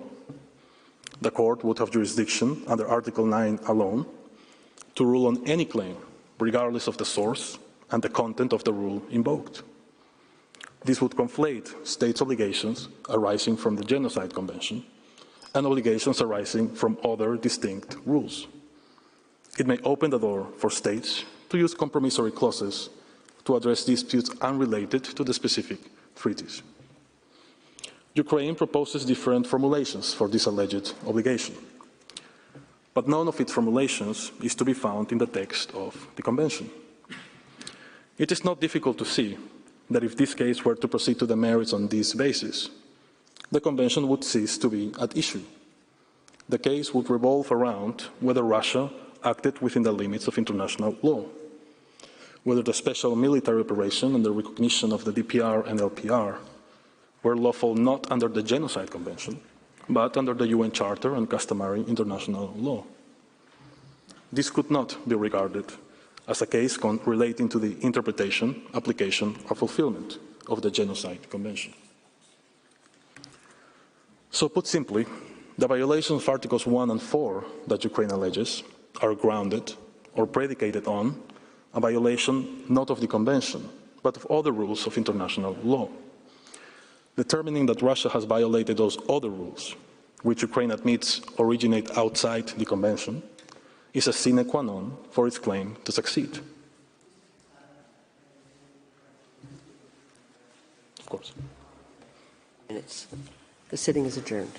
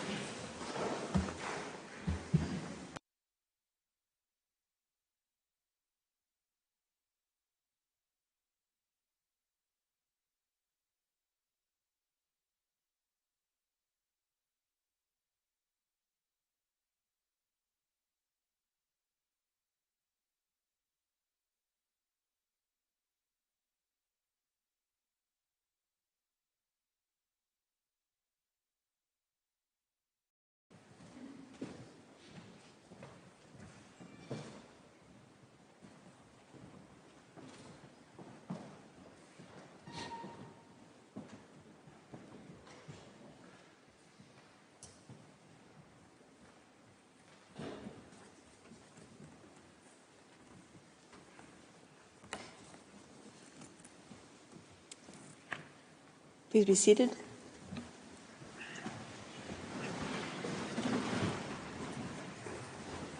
The sitting is resumed, and I now invite Mr. Crossato to complete his presentation. You have the floor, sir.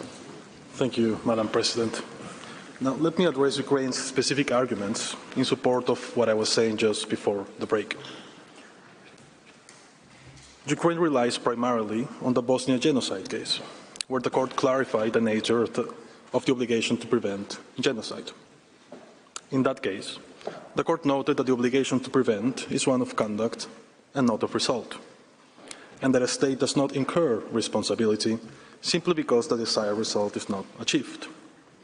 The court then indicated that various parameters operate when assessing whether a state has duly discharged the obligation concerned, one of which is the capacity to influence effectively the action of persons likely to commit or already committing genocide. The court added that this capacity must be assessed by legal criteria, since it is clear that every state may only act within the limits permitted by international law. The meaning of this last statement, when read in context, is straightforward.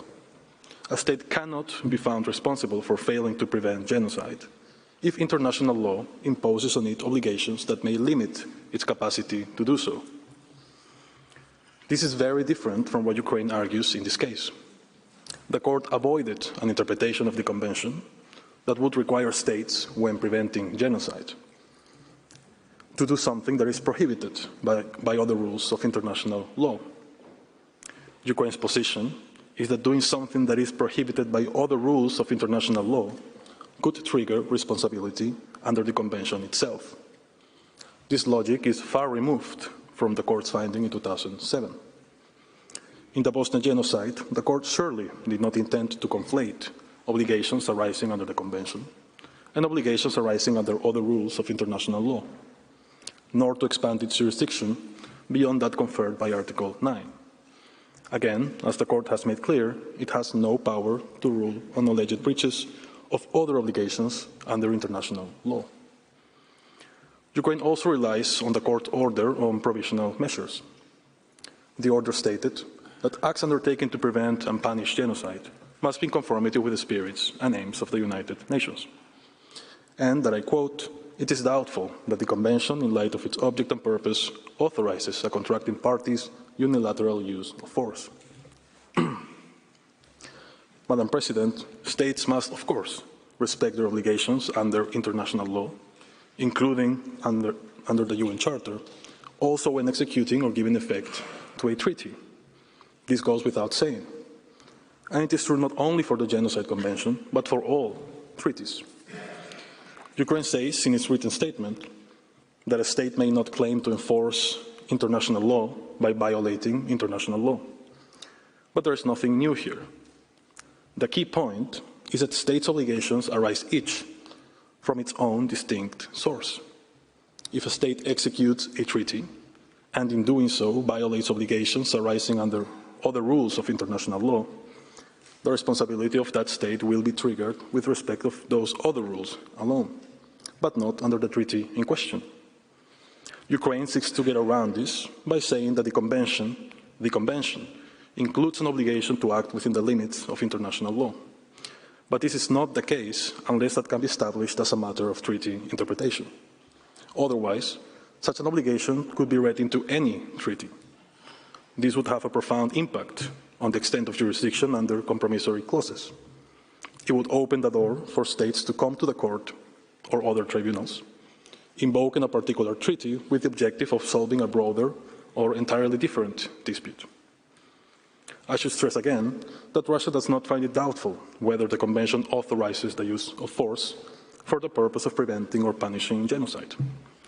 Russia's position, as I recalled, is that the Convention does not confer a right of humanitarian intervention. The fact that a treaty does not authorize a certain conduct does not mean that the treaty prohibits that conduct. Treaties have a limited subject matter. They do not regulate states' relations generally. Treaties are silent on several issues that may be governed by other rules of customary or conventional law or general principles of law. It would be wrong to suggest that conduct not authorized by a treaty, simply because it is beyond its scope of application, may constitute a breach of the treaty. So whether the Genocide Convention authorizes the use of force is not the relevant question. What the court must determine is whether the Convention governs the use of force at all, whether it prohibits it, or whether it confers a right to use force, and if so, subject to which conditions. Russia's position, and it appears that Ukraine to some extent agrees, is that the Convention does not do any of these things. In the present context, the use of force is regulated by the UN Charter and customary international law exclusively. Ukraine also tries to justify its interpretation of the Convention, relying on its preamble, Articles 8 and 9, and the UN Charter. The preamble of the Convention makes clear that its object and purpose is to criminalize genocide under international law and to liberate mankind from this scourge. Genocide is contrary to the spirit and aims of the Charter. And of course, international cooperation may be required to achieve the goals of the Convention, something that could be said for all multilateral treaties. They all require cooperation among states. Russia stands by this object and purpose, but not a single word in the preamble is evidence of states' discernible intention to incorporate other rules of international law. Article 8 does not impose specific obligations on the contracting parties, as it is clear from the words may and as they consider appropriate. It simply points out some of the ways in which states and competent UN organs may or may not seek to prevent and suppress genocide. In Bosnia genocide, the court noted that Article 8 may be seen as completing the system by supporting both prevention and suppression at the political level, and that Article 8 does not confer on the court any functions or competence additional to those provided for in its statute. This was reaffirmed in the Gambia versus Myanmar case, where the court added that Article 8 does not govern the seizing of the court. As for Article 9, it is well established that compromissory clauses are adjectival, not substantive, in their nature and effect, and do not determine whether the parties have substantive rights. It follows that Ukraine's reliance on Articles 8 and 9 is clearly misplaced. There is nothing in these provisions showing, even remotely, that Articles 1 and 4 incorporate an indefinite number of obligations arising from other rules of international law. Madam President, the Court has already dealt with attempts to expand the material scope of treaties through incorporation. The Court addresses this with caution, requiring clear, unequivocal evidence of states' intention to that effect. It is indeed important to proceed like this. If not, compromissory clauses could be misused to bring claims unrelated to the treaties in question and to circumvent the principle of state consent to the Court's jurisdiction. A few examples illustrate the Court's approach. In its platforms, for example, Iran argued that Article 1 of the 1955 Treaty of Amity incorporated rules of international law concerning the use of force. The Court rejected this argument, noting that the object and purpose of the Treaty of 1955 was not to regulate peaceful and friendly relations between the two states in a general sense. Article 1 cannot be interpreted as incorporating into the treaty all of the provisions of international law concerning such relations. The Genocide Convention, likewise, does not regulate relations between states in a general sense. It is aimed at liberating mankind from genocide and ensuring that this crime is prevented and punished. This is no doubt a very important purpose, but it is also specific in scope. In immunities and criminal proceedings, Equatorial Guinea claimed a violation of sovereign immunities by France, relying on Article 4, Paragraph 1 of the Palermo Convention, which provides that states shall carry out their obligations in a manner consistent with the principles of sovereign equality and non-intervention. In the applicant's view, this provision incorporated rules on immunity, which states had to respect when fulfilling or executing their obligations under that convention. Even in the face of this express language, the Court did not agree with Equatorial Guinea's argument. It said that Article 4.1 does not impose through its reference to sovereign equality, an obligation on state parties to act in a manner consistent with the many rules of international law which protect sovereignty in general, as well as all the qualifications to those rules. Article 4 does not incorporate the customary international rules relating to immunities of states and state officials. The similarities between the claims by Equatorial Guinea and Ukraine are obvious. In the present case, Ukraine argues that the Genocide Convention obliges states to act in a manner consistent with international law when executing their obligations. Equatorial Guinea also argued that states had to carry out their obligations under the Palermo Convention in a manner consistent with the principles of sovereign equality and non-intervention. In both cases, the goal was the same: incorporating rules into a treaty and expanding the court's jurisdiction ratione materiae. Equatorial Guinea sought to incorporate into the Palermo Convention rules relating to immunities. Ukraine, somewhat more ambitiously, seeks to incorporate all of international law into the Genocide Convention. But there is a crucial difference. In immunities and criminal proceedings, there was a textual basis in the Palermo Convention supporting an incorporation of the kind Ukraine seeks in this case, Article 4.1. But despite the express language and the close connection between sovereign equality and the rules on immunity, the court did not consider that those rules were incorporated. There was no clear reference to them in the Convention or the Travaux. The court rather agreed with France that the Convention was not intended to organize in a general way the legal relations between states in light of the principle of sovereign equality, nor to create a system of immunities. There is no provision like Article 4.1 in the Genocide Convention. There is also no indication in the text or the Travaux that the Convention itself contains an obligation to act within the limits of international law when executing the Convention. This alleged obligation, therefore, has to be conjured up from thin air. This being so, Ukraine's position cannot succeed any more than Equatorial Guinea's position did. The court dealt with a similar issue in certain Iranian assets, where Iran argued that the 1955 Treaty of Amity incorporated customary rules on state immunity.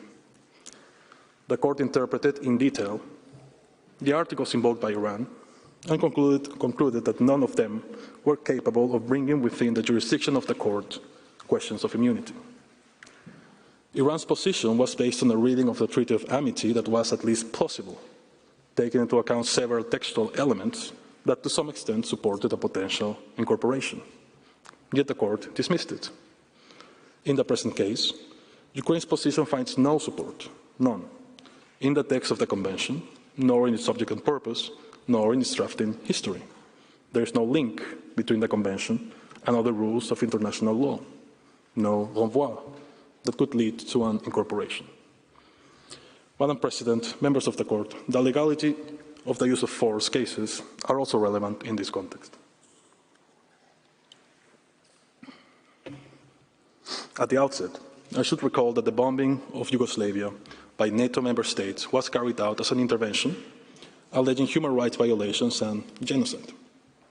Unlike Russia, those states did not justify their use of force by reference to the UN Charter. The court ultimately concluded that it did not have jurisdiction to hear the applicant's claims. In its order on provisional measures, the court decided that the use of force did not necessarily amount to genocide, at least absent the required special intent. The court did not see the allegations of genocide as creating a jurisdictional link between the Convention and the rules on the use of force. The respondent states indeed made it clear that the issues relating to the use of force and the Convention are distinct and should not be confused. Canada, for instance, stated that the dispute between Canada and the applicant has nothing to do with breaches of the Genocide Convention. The Convention has been invoked as an artificial basis for bringing proceedings to which the compulsory jurisdiction of the court does not extend. For France, the court is without jurisdiction to rule on the issues concerning alleged violations of the UN Charter. Those issues do not fall within the provisions of Article 9 of the Convention. Germany, considered that by presenting a long list of breaches of rules of international law, Yugoslavia openly admits that the bulk of the dispute lies outside the confines of the Convention. The United Kingdom was also clear. Jurisdiction under Article 9 would not extend to disputes regarding alleged violations of the rules of international law, such as the provisions of the UN Charter relating to the use of force. Madam President, members of the Court, we could go on citing similar statements, but I think the point is clear. For the respondents in the legality of the use of force cases, the Convention did not regulate matters relating to the use of force. It does not cover claims on alleged violations of the UN Charter. The Court did not disagree, and it did maintain the position, as we have shown, that its jurisdiction under Article 9 is limited to violations of the Convention itself. Everything we have explained so far can lead to only one conclusion. The Convention, and in particular Articles 1 and 4, do not incorporate other rules of international law through an obligation to act within the limits of international law. All claims by Ukraine, based on this incorrect premise, must be rejected for lack of jurisdiction ratione materiae. Madam President, I now move to the last part of my presentation, Ukraine's reliance on an abuse of rights. As I mentioned, Ukraine argues that Articles 1 and 4 of the Convention oblige states not to misapply, misuse, or abuse the Convention. This claim must also be dismissed to the extent that it requires the Court to exercise jurisdiction over alleged violations of the UN Charter or customary international law. The Court's jurisdiction under Article 9 is, again, limited to breaches of the Convention itself. But Ukraine's claim on abuse of rights raises an additional issue concerning the Court's jurisdiction ratione materiae that I will address separately. For a claim of abuse of rights to be plausible, one must establish, at a minimum, the existence of the right that was allegedly abused. The fundamental flaw in Ukraine's position is that it cannot identify any right under the Convention that could have been abused by Russia. Ukraine's arguments in this regard are notable for their lack of clarity. At times, it states that Russia has abused Articles 1 and 4 of the Convention. It also claims that Russia has somehow abused the Convention as a whole. And Ukraine often suggests that Russia has abused either rights or obligations, as if these concepts were indistinguishable for purposes of applying an abuse of rights doctrine. In its written statement, Ukraine tries to clarify this by saying that the obligations under Articles 1 and 4 of the Convention are also rights. In other words, states not only have an obligation to prevent and punish genocide, they have a right to do so. This proposition is extremely doubtful. It is well known that when a treaty imposes an obligation on states, the only correlative right for other states is to see that obligation fulfilled. But even if Ukraine were correct, quote none, this would not solve the core of the problem. What right or obligation under the Convention is at stake in this case? Ukraine refers to the right to invoke the responsibility of another state. But if that right is contained in the Convention itself, it can only be in Article 9, which Russia has not invoked. It is Ukraine who instituted the present proceedings, not Russia. And in any event, if a state wrongly invokes the responsibility of another state, that is just that, a mistaken invocation of responsibility. The claim of the invoking state may be rejected by the court, but this cannot amount to an abuse of rights, for otherwise every applicant whose claims are dismissed could be accused of abusive behavior. This leaves Ukraine only one potential right, a right under the Convention to use force against another state and to recognize states within the territory of another state to prevent or punish genocide. As I noted earlier, this is Ukraine's most extraordinary suggestion in this case, even if it avoids stating it in clear terms. And there are indeed serious contradictions in Ukraine's position. On the one hand, Ukraine's written pleadings suggest that such rights, as I just listed, may exist under the Convention. Ukraine's view appears to be that when a state has sufficient evidence of genocide, that state may harm or take action to the detriment of another state. On the other hand, Ukraine itself denies the existence of such rights, and rightly so. In its written statement, Ukraine says that it has never argued that the Convention contains a right to use force. The position now seems to be the one on your screens. By improperly using force and recognizing the DPR and LPR for the stated purpose of bringing a violation of the Genocide Convention to an end, Russia has abused its undertaking to prevent and punish genocide and its right to take lawful action to end genocide. This is not a model of clarity. Ukraine refers, for example, to improperly using force. Does improperly mean unlawfully or something else? Ukraine then speaks of abusing an undertaking and a right at the same time, confusing these concepts. And finally, Ukraine refers to a right to take lawful action to end genocide, but it never explains what that lawful action might be. Ukraine's silence is astounding, given that its claim on abuse depends precisely on whether the Convention confers a right or imposes an obligation to use force and recognize states to prevent or punish genocide. If the answer is no, as it clearly is, then there is no room for an abuse of rights argument. There will be no right to be abused. So in short, the position is as follows. Ukraine's claim of abuse of rights depends at a minimum on the existence of a right under the Convention to use force and recognize states to prevent and punish genocide. Ukraine has not established the existence of such rights. It only obscurely suggests that they may exist and ultimately ends up denying their existence.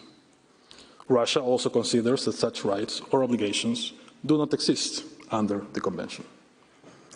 This leaves us with the following question. If the applicant, the respondent, and the court all reject the existence of a right under the Convention to use force or recognize states, what is left for Ukraine's claims? The answer is nothing.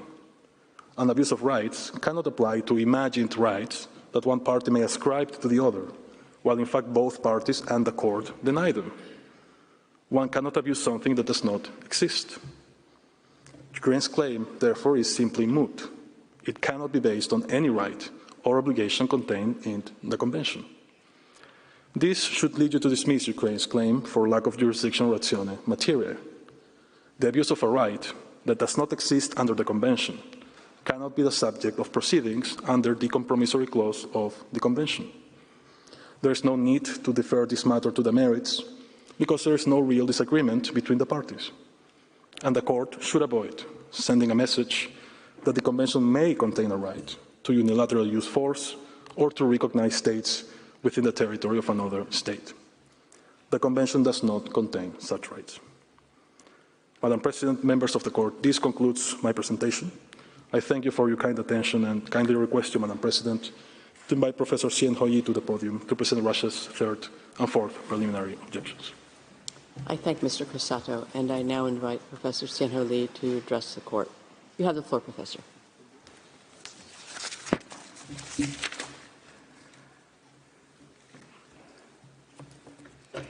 Madam President, distinguished judges of the court, it is an honor for me to appear before you again on behalf of Russia. I will first present Russia's third preliminary objection regarding the inadmissibility of the new claims advanced in Ukraine's memorial. The statute and the rules of the court require the applicant to carefully formulate its claims before bringing a case. Article 40 of the statute provides that the subject of the dispute must be indicated in the application instituting proceedings. Article 38 of the rules further clarifies this requirement and envisages that the application shall specify, and I quote, the precise nature of the claim. The court has emphasized that these provisions are essential from the point of view of legal security and the good administration of justice. Thus, although a state's right to supplement and amend its claims, after filing the application is not precluded, there is a high threshold for the exercise of that right.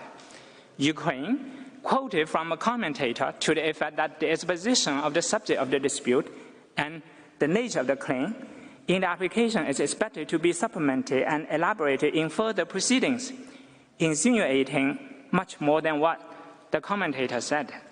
The commentator has the honor to stand before you right now, and he cannot resist reporting that Ukraine's quotation is incomplete. The commentator also suggests the court's case law on limits and restrictions. Of course, supplementation and elaboration can be done not with limitless freedom, but only with a latitude that must be restricted to some extent. That restriction is embodied in the criteria for admissibility of new claims established in our rule, subsequently followed in several cases in this court and beyond. As originally articulated and applied and recapped in subsequent cases, the ALO in particular, the criteria can be summarized as follows. First, the application is the basis on which it is to be determined whether or not a claim is new.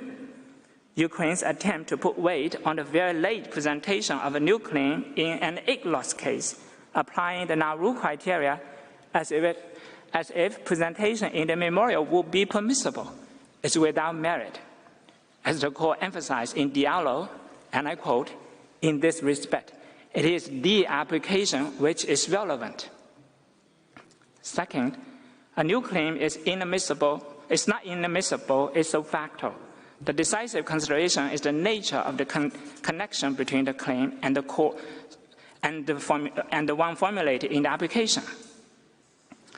Third, regarding the nature of such connection, to find a new claim has been included as a matter of substance in the original claim, it is not sufficient that there should be links between them of a general nature. Fourth, to be admissible, a new or additional claim must have been implicit in the application or must arise directly out of the question, which is the subject matter of the application. In assessing whether the Nauru criteria has been met, the court has held that a new claim is inadmissible when, in order to address it on the merits, the court has to examine a number of issues which are extraneous to the original claim, and that the claim is new and inadmissible when it is distinct from the original claim. In the present case, Ukraine has significantly altered the vast majority of its submissions and introduced new ones. Above all, this showcased that no dispute under the Genocide Convention existed between the parties at the time Ukraine filed its application. Now, let us look at Ukraine's original claims as presented in its application. Initially, Ukraine asked the court to find that it did not violate the Genocide Convention, that Russia cannot take actions in or against Ukraine to prevent or punish an alleged genocide in Donetsk and Lugansk, that Russia's recognition of the DPR and LPR, I quote, has no basis in the Genocide Convention, and that the special military operation, I quote, has no basis in the Genocide Convention. Each of these requests is conditioned by a false claim of genocide element. Now, I come to the new claims presented by Ukraine in its memorial, and I will show that each of them fits the notion of inadmissible new claims as defined by the court's rules and jurisprudence. Let us start with paragraph 178b of Ukraine's memorial. Here, Ukraine asks the court to adjudge and declare that there's no credible evidence that Ukraine is responsible for committing genocide. But initially, Ukraine asked the court to find that no act of genocide within the meaning of Article 3 of the Convention had been committed in Donetsk and Lugansk. Ukraine's current request, as stated in the memorial, is considerably different. Ukraine tellingly dropped its initial claim that there are no genocidal acts in Donetsk and Lugansk. Its submission concedes that there may have been such acts, but adds a nuance that the Ukraine, as a sovereign state, is not responsible for them. These are two very different, distinct claims. It is one thing to allege that there has been no genocide in the Donbass, and quite a different thing to disclaim attribution of such acts to Ukraine. Thus, Ukraine's new claim in the memorial requires the court to examine issues that are extraneous to Ukraine's original claim and is neither implicit in its application, nor does it arise directly out of the question, which is the subject matter of that application. And I'll come to paragraph 178C and D of the memorial. Originally, Ukraine asked the court to confirm Russia's special military operation and recognition of the DPR and LPR had no basis in the Genocide Convention. In the memorial, Ukraine changed its claim and seeks to establish Russia's responsibility for allegedly violating Articles 1 and 4 of the Convention. There's a glaring difference between actions that have no basis in a treaty and actions that violate that treaty. In Equatorial Guinea versus France, the court used the phrase, find the basis in the Convention, as a synonym of exist under the Convention. If an action has a legal basis in a treaty, then this action is allowed by the treaty, or at least is regulated by it. This is clearly not the case as violating the treaty. Action that is not allowed or regulated by a source of law does not necessarily violate it. To illustrate, a state's right to explore the moon has no basis in the UNCLOS, but it would be wrong to say that the UNCLOS is violated every time when a state sends something to the moon. Thus, a violation of the Convention claim cannot be said to have been implicit in a no basis in the Convention claim, or has arisen directly out of it. Ukraine's inadmissible alteration of claims is further corroborated by the changes in the relief it seeks in paragraph 179A to F of the memorial. As mentioned earlier, Ukraine's request in the application concern only the actions that Russia could take, I quote, on the basis of its false claim of genocide. Its requests in paragraph 179 of the memorial, however, do not even contain the term genocide, but continuously feature the use of force and the recognition of the DPR and the LPR as the object of Ukraine's claim. This change of claims clearly reflects Ukraine's true intention to make the court consider a claim relating to everything but genocide. The relief sought by Ukraine, as well as its claims, therefore are completely extraneous to the Genocide Convention and are therefore neither implicit in Ukraine's application, nor could they arise directly from its subject matter. These new claims have completely transformed the case from its original one about the Convention into a new one about the use of force. Finally, Article 4 of the Convention is not mentioned at all in the application, but Ukraine sprinkles Article 4-based claims in different places in the memorial. Such claims are completely new and are inadmissible. There's no good reason for the court not to follow the ILO's decision in holding an analogous new claim inadmissible in Louisa, which decision is in fact a product of that tribunal following this court's now-ruled precedent. It is important for a court of justice to hold such new claims inadmissible, or else the court will give the unfortunate misimpression that it is just another hall of unwieldy discussion. And further, in the context of this very treaty, that as long as the word genocide is mentioned in the application, all claims tangentially about the Convention can be added later on in the proceedings, leading to great abuse of it. In any event, the now-ruled criteria cannot be met here. First of all, the contradiction between the original claim, i.e., that no act within the meaning of Article 3 were committed in relevant areas, and an Article 4-based claim, which states that persons committed genocide or any other act enumerated in Article 3 shall be punished, cannot escape our eyes. An Article 4 claim, which is based on the presence of Article 3 Act, cannot be implicit in the original claim. For a finding of absence of Article 3 Act, nor can it arise directly out of the question which is the subject matter of the application. The clear and specific terms of Article 4 are not susceptible to creative interpretation without doctoring it. Ukraine tries to cure the problem by asserting that Ukraine's Article 4 claim, however, is related to its claim under Article 1 and arises from the same subject matter. This, in fact, is saying that the link is of a general nature. Such a link, even if correct, is insufficient to rescue its new claims. In the end, Ukraine resorts to a conclusive statement that the memorial's invocation of Article 4 in conjunction with Article 1 arises directly from the subject matter of the application. The nature of Article 4 and of the original claim is such that adding Article 1 or any other articles would not remove the contradiction between Article 4 claims and the original claim, nor can it establish a link between them that will meet the Nauru criteria. Furthermore, Ukraine also mentioned that in the provisional measures order, in this case, the court understood Article 4 was implicated. This is incorrect. First, the court did not state a position, but merely related what Ukraine argued. I checked the paragraphs.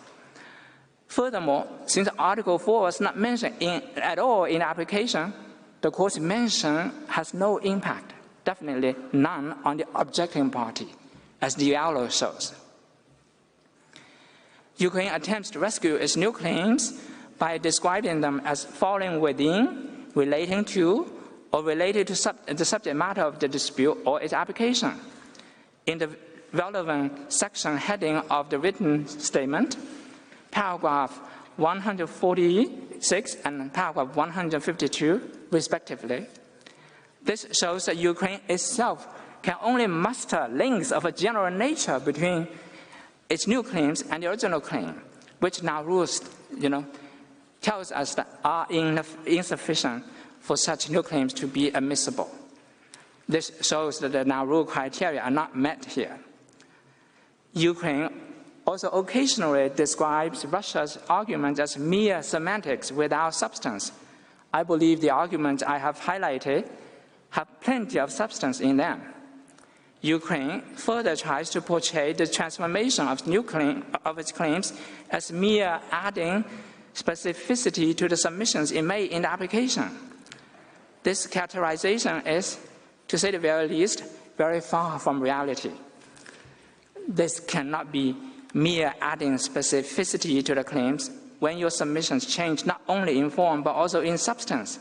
The submissions in the application refer only to Article 3 of the Genocide Convention without mentioning Article 1 or Article 4, and the submissions in the memorial do not mention Article 3 at all, but instead refer to two completely different articles, Articles 1 and 4.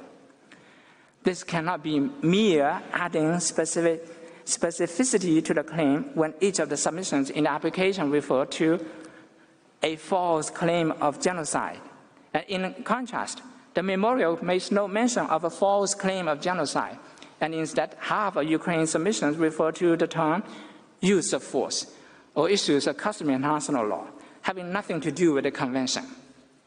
And this is clearly not mere adding specificity to the claim when the submissions in the memorial are at odds with what Ukraine claimed in the application about the starting point of its case theory, whether there were any genocidal acts in the DPR and LPR in the first place. Madam President, members of the court, what Ukraine presents as clarification of its initial case is in fact a completely different new claim, implying its own factual background, different subject of liability, and distinct legal basis. Ukraine's submissions presented in the memorial are neither implicit in the application nor arise directly out of the question which is the subject matter of the application. Therefore, Russia asks the court to declare inadmissible Ukraine's new claims presented in paragraph 178b to d and paragraph 179a to f of the memorial. Madam President, distinguished judges of the court, I now come to Russia's fourth preliminary objection, and I will demonstrate why a judgment of this court could render on Ukraine's claims will be devoid of any practical effect. This court has been established as a court of justice to deliver justice. To deliver justice, The court must be also the guardian of its own judicial integrity. As the court teaches in the Northern Cameroon's case, the court should only pronounce judgment that have practical effect, judgment that can affect existing rights and obligations of the parties, thus removing uncertainty from their legal relations. Or put another way, judgments that will be capable of effective application or susceptible of compliance or execution. In our case, the critical question is, can the court render a judgment under the Genocide Convention that will affect existing rights and obligations of the parties, thus removing uncertainty from their legal relations surrounding the special military operation or Russia's recognition of the DPR and LPR, or would be capable of effective application or susceptible of compliance or execution? The answer is a resounding no. First, the rights and obligations of the parties surrounding the special military operation or Russia's recognition of the DPR and LPR arise under the right of self-defense under Article 51 of the UN Charter and relevant customary international law, over which the court has no jurisdiction. Any potential judgment of the court in this case instituted under the Genocide Convention cannot possibly or properly address the right of self-defense under Article 51 of the UN Charter and relevant customary international law, and therefore cannot affect the rights and obligations or remove the uncertainty in legal relations arising under these bodies of law. Secondly, any potential judgment that the court might render under the Genocide Convention in this case would not be capable of effective application or susceptible of compliance or execution under Article 51 of the UN Charter and relevant customary international law. This is so because the Genocide Convention on the one hand and Article 51 of the UN Charter and relevant customary international law on the other are distinct bodies of law, and a decision made under one does not prejudge the lawfulness of the same act under the other. More importantly, a decision under the Convention cannot override Russia's inherent right of self-defense under Article 51 of the UN Charter and relevant customary international law, which no doubt is jus cogens. As has been noted at an earlier stage of this very case, the right of self-defense recognized in Article 51 is inherent in every state and cannot be overridden by any pronouncement that the court may make as to the consistency of Russia's military operation with the Genocide Convention. As a result, whatever decision that the court may render under the Genocide Convention over Ukraine's claims may not have any practical effect on the realities on the ground which have arisen under Article 51 of the UN Charter and customary international law. In addition to Northern Cameroons, the court has also emphasized the importance of ensuring that a judgment be capable of effective application or susceptible of compliance or execution, and not wholly an academic exercise. Ukraine prefers not to see this emphasis. Ukraine pinned a Genocide Convention label to the happenings on the ground and continues to cling to such a label for jurisdictional purposes, but its claims betray their true nature. Ukraine's memorial demands that the court order Russia terminate the use of force, all shown on the screen for you, which I need not read. Clearly, these are claims arising under Article 51 of the UN Charter and relevant customary international law. Furthermore, as Russia has explained many times and in many fora, which Russia reiterates here, Russia never claimed such rights and never used the Genocide Convention as the basis for its actions. They are based on the right to self-determination and its inherent right to self-defense, also enshrined in Articles 2 and 51 of the UN Charter, and on corresponding customary international law. In light of all this, any judgment that the court may render under the Genocide Convention would not affect existing rights and obligations of the parties, thus removing uncertainty from their legal relations surrounding the special military operation or Russia's recognition of the DPR or LPR, will be capable of effective application or susceptible of compliance or execution. Ukraine attempts to distinguish northern Cameroons on a number of grounds. That attempt fails. First, Ukraine quotes the court's statement that a judgment must have some practical consequences in the sense that it can affect existing legal rights and obligations of the parties, thus removing uncertainty from their legal relations. As already shown above, Russia's legal rights stem from the UN Charter and customary international law, and are thus not capable of being affected by a decision under the Genocide Convention. Furthermore, there is no uncertainty between Russia and Ukraine on the question whether the Genocide Convention provides a basis for armed intervention. Both parties agree that it does not. Ukraine also says that a judgment will establish that Russia has an obligation to perform its obligations under the Convention in good faith. That is also uncontested by Russia. Thus, the court's decision will add nothing of value. Secondly, Ukraine attempts to make a great deal out of aspects of the facts in the Northern Cameroon's case, such as the lapse of the treaty at issue.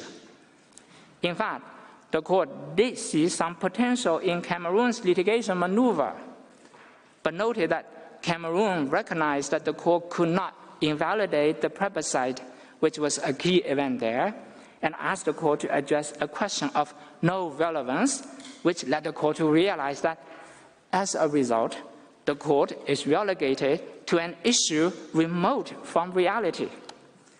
Furthermore, agreeing that the use of judgment, if rendered, in that case would lie on the political plane, the court responded, "It is not the function of a court merely to provide a basis for political action if no question of actual legal rights is involved."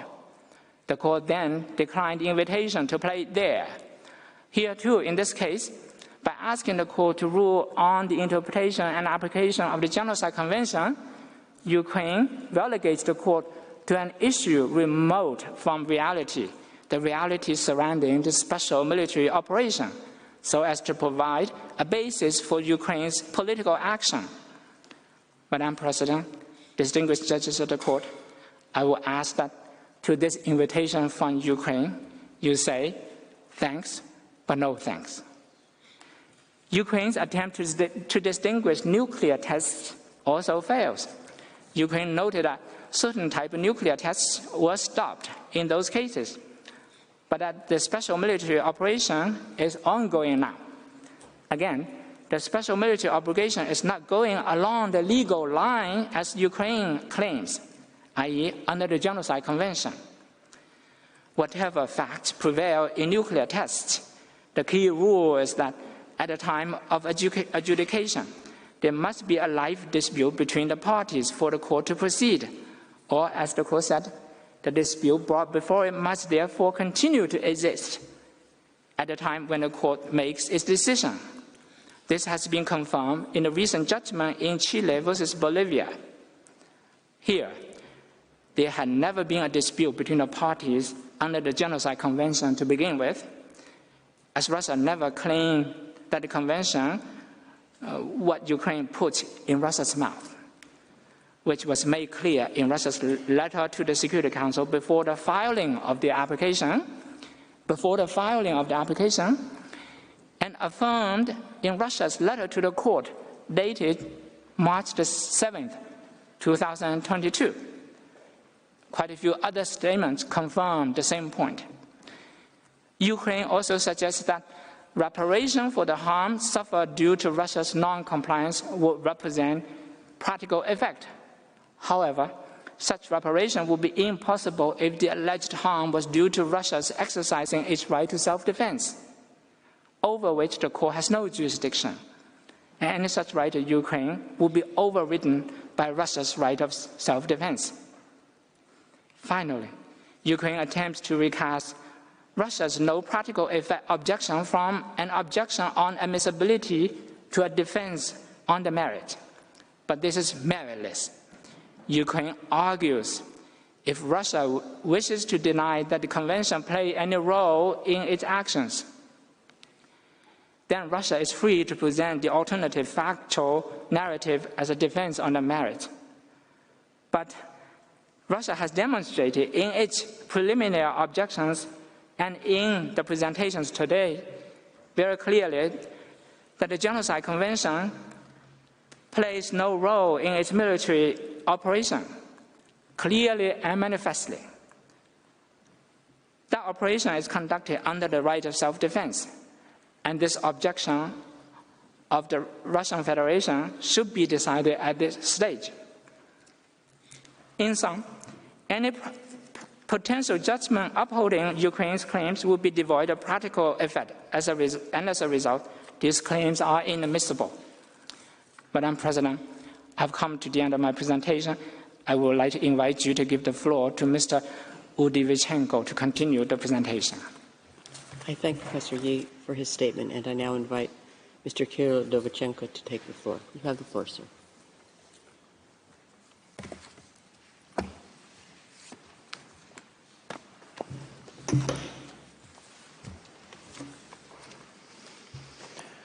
Madam President, distinguished members of the Court, it is an honor for me to appear before you today on behalf of the Russian Federation.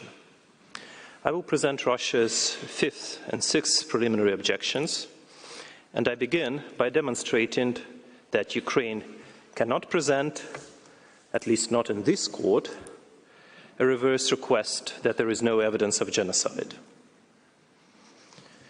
In its application, Ukraine sought a declaration that no acts of genocide have been committed in Luhansk and Donetsk. In the memorial, Ukraine changes its claim and requests the court to declare that there is no credible evidence that Ukraine is responsible for committing genocide.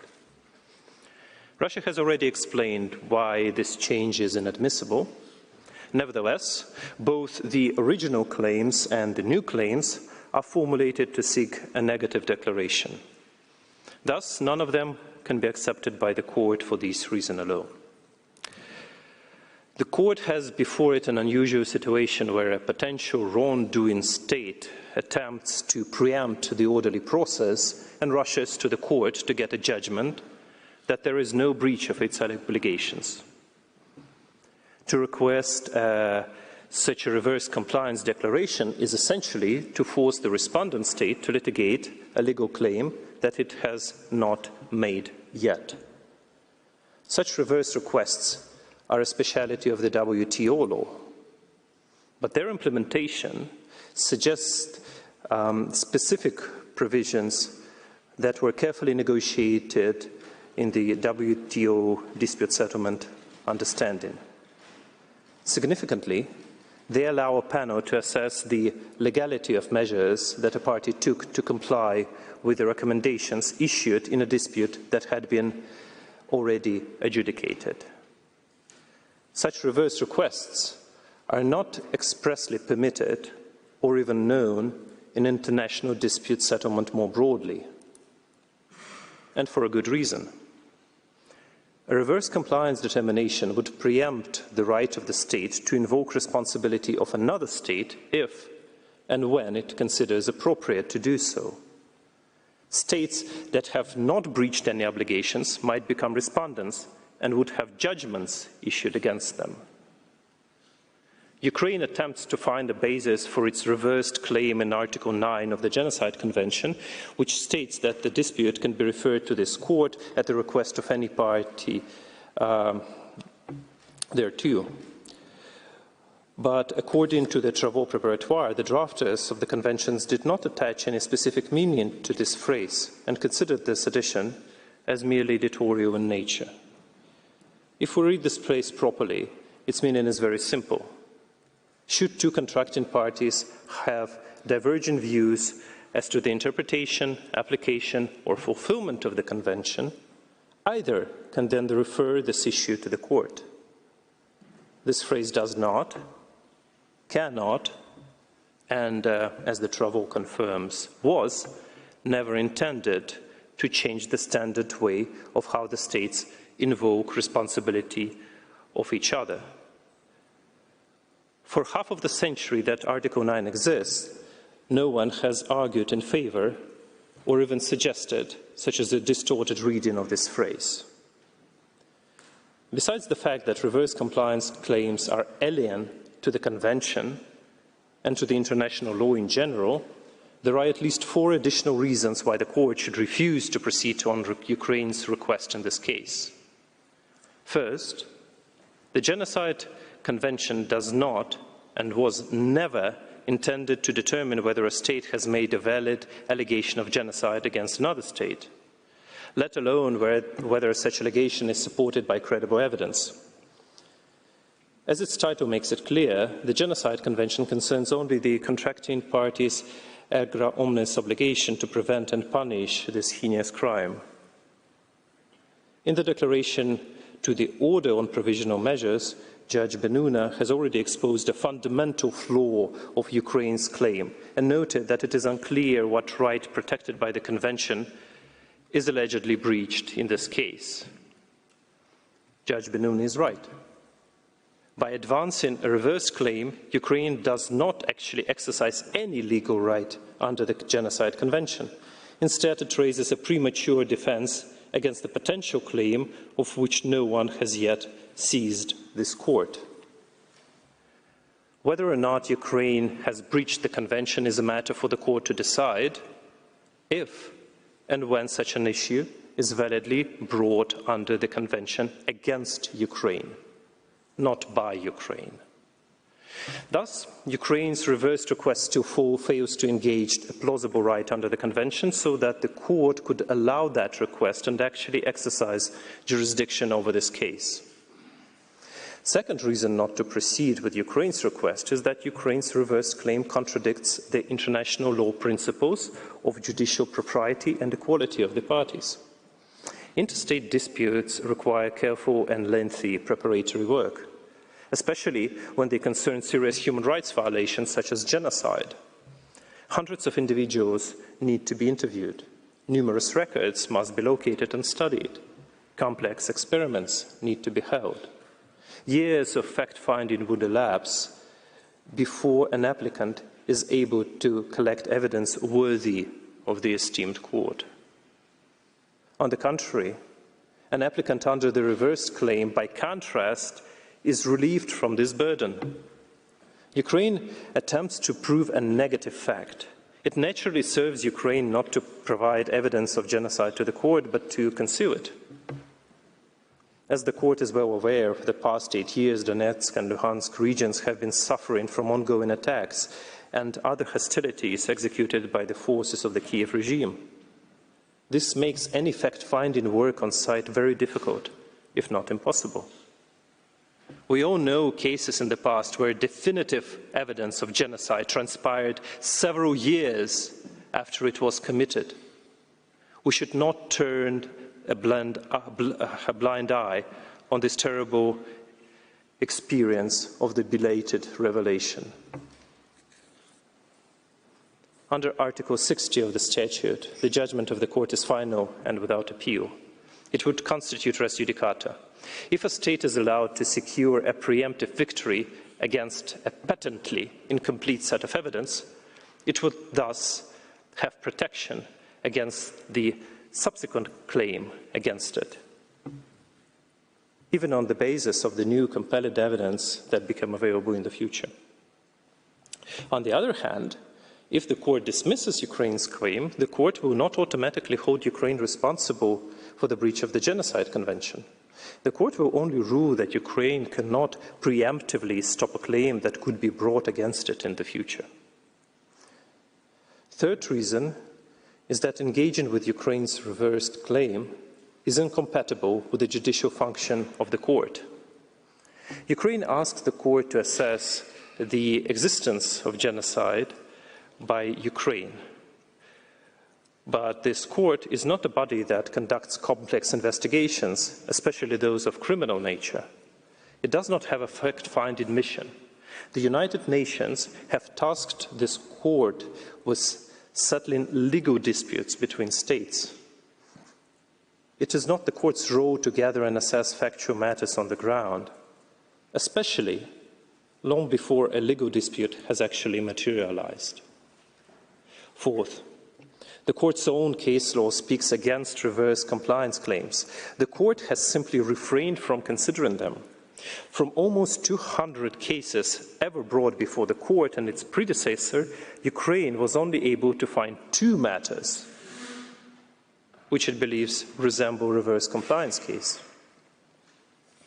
These are the Lockerbie proceedings and the Rights of National case.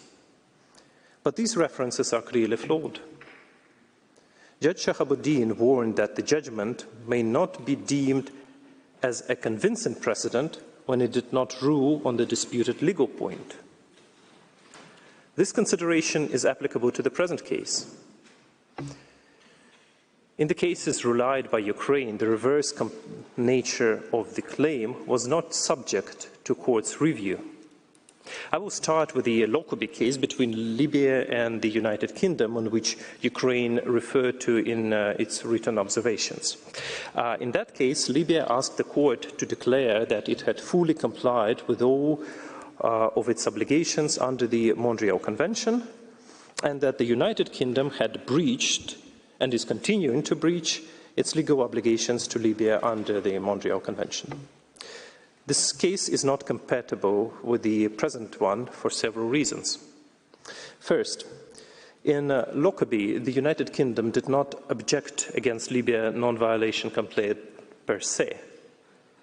Unlike the present case, its objections relied only to the existence of dispute between the parties and did not concern admissibility of Libya claim.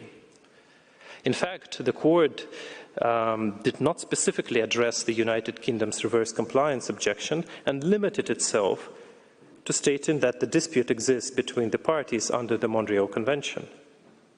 It would be improper to present the Lockerbie judgment as a case on admissibility of reverse compliance claims, as the court simply refrained from considering such claim. Second, Libya's application on Lockerbie concerned its compliance with specific obligations on cooperation in criminal matters. Libya claimed that it had taken all measures to fulfill its duties under the Montreal Convention. Libya addressed the court with a request to prove a positive fact, that all measures were taken. On the contrary, Ukraine takes the matter much further when seeking a negative finding, that the genocide did not take place. In order to argue that Lockerbie is relevant, Ukraine needed, or at least to argue that it took all reasonable measures to prevent genocide from happening. This, of course, would not make the underlying claim admissible, but the reference to Lockerbie would only then be appropriate. Third, in Lockerbie, Libya only asked the court to issue a declaratory judgment. In contrast, Ukraine raises the stakes and requests various specific remedies. Ukraine has also referred in passum to the Rights of National case. Earlier, Russia has already demonstrated why that matter is completely different from this case. First, the Rights of Nationals did not concern the investigation of crimes, especially of such magnitude as genocide. In that case, France asked the court a question of a purely legal nature: whether certain domestic regulations are consistent with international treaties. This question did not hinge upon the examination of evidence. Second, as in the Lockerbie case, France did not seek any remedies in this regard. In contrast, Ukraine asks the court to award various remedies, including compensation. Third, the Rights of National case concerned what was essentially a bilateral matter between two states, whereas this case, the obligations under the Convention are of the erga omnes nature.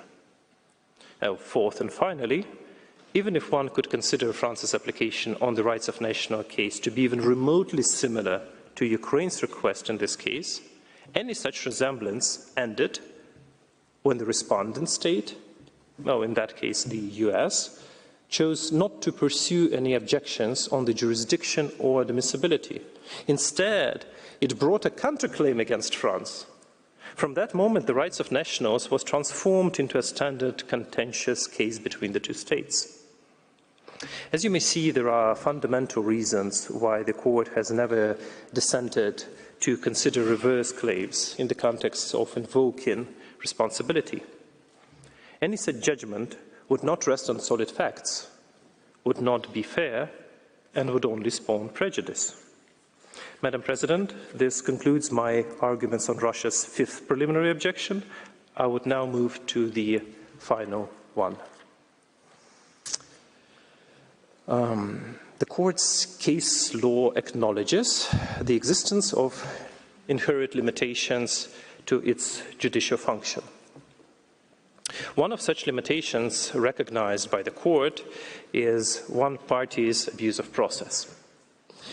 The court has indicated that if the circumstances so require, it may render application inadmissible and decline to proceed with the case based on the abuse of process doctrine.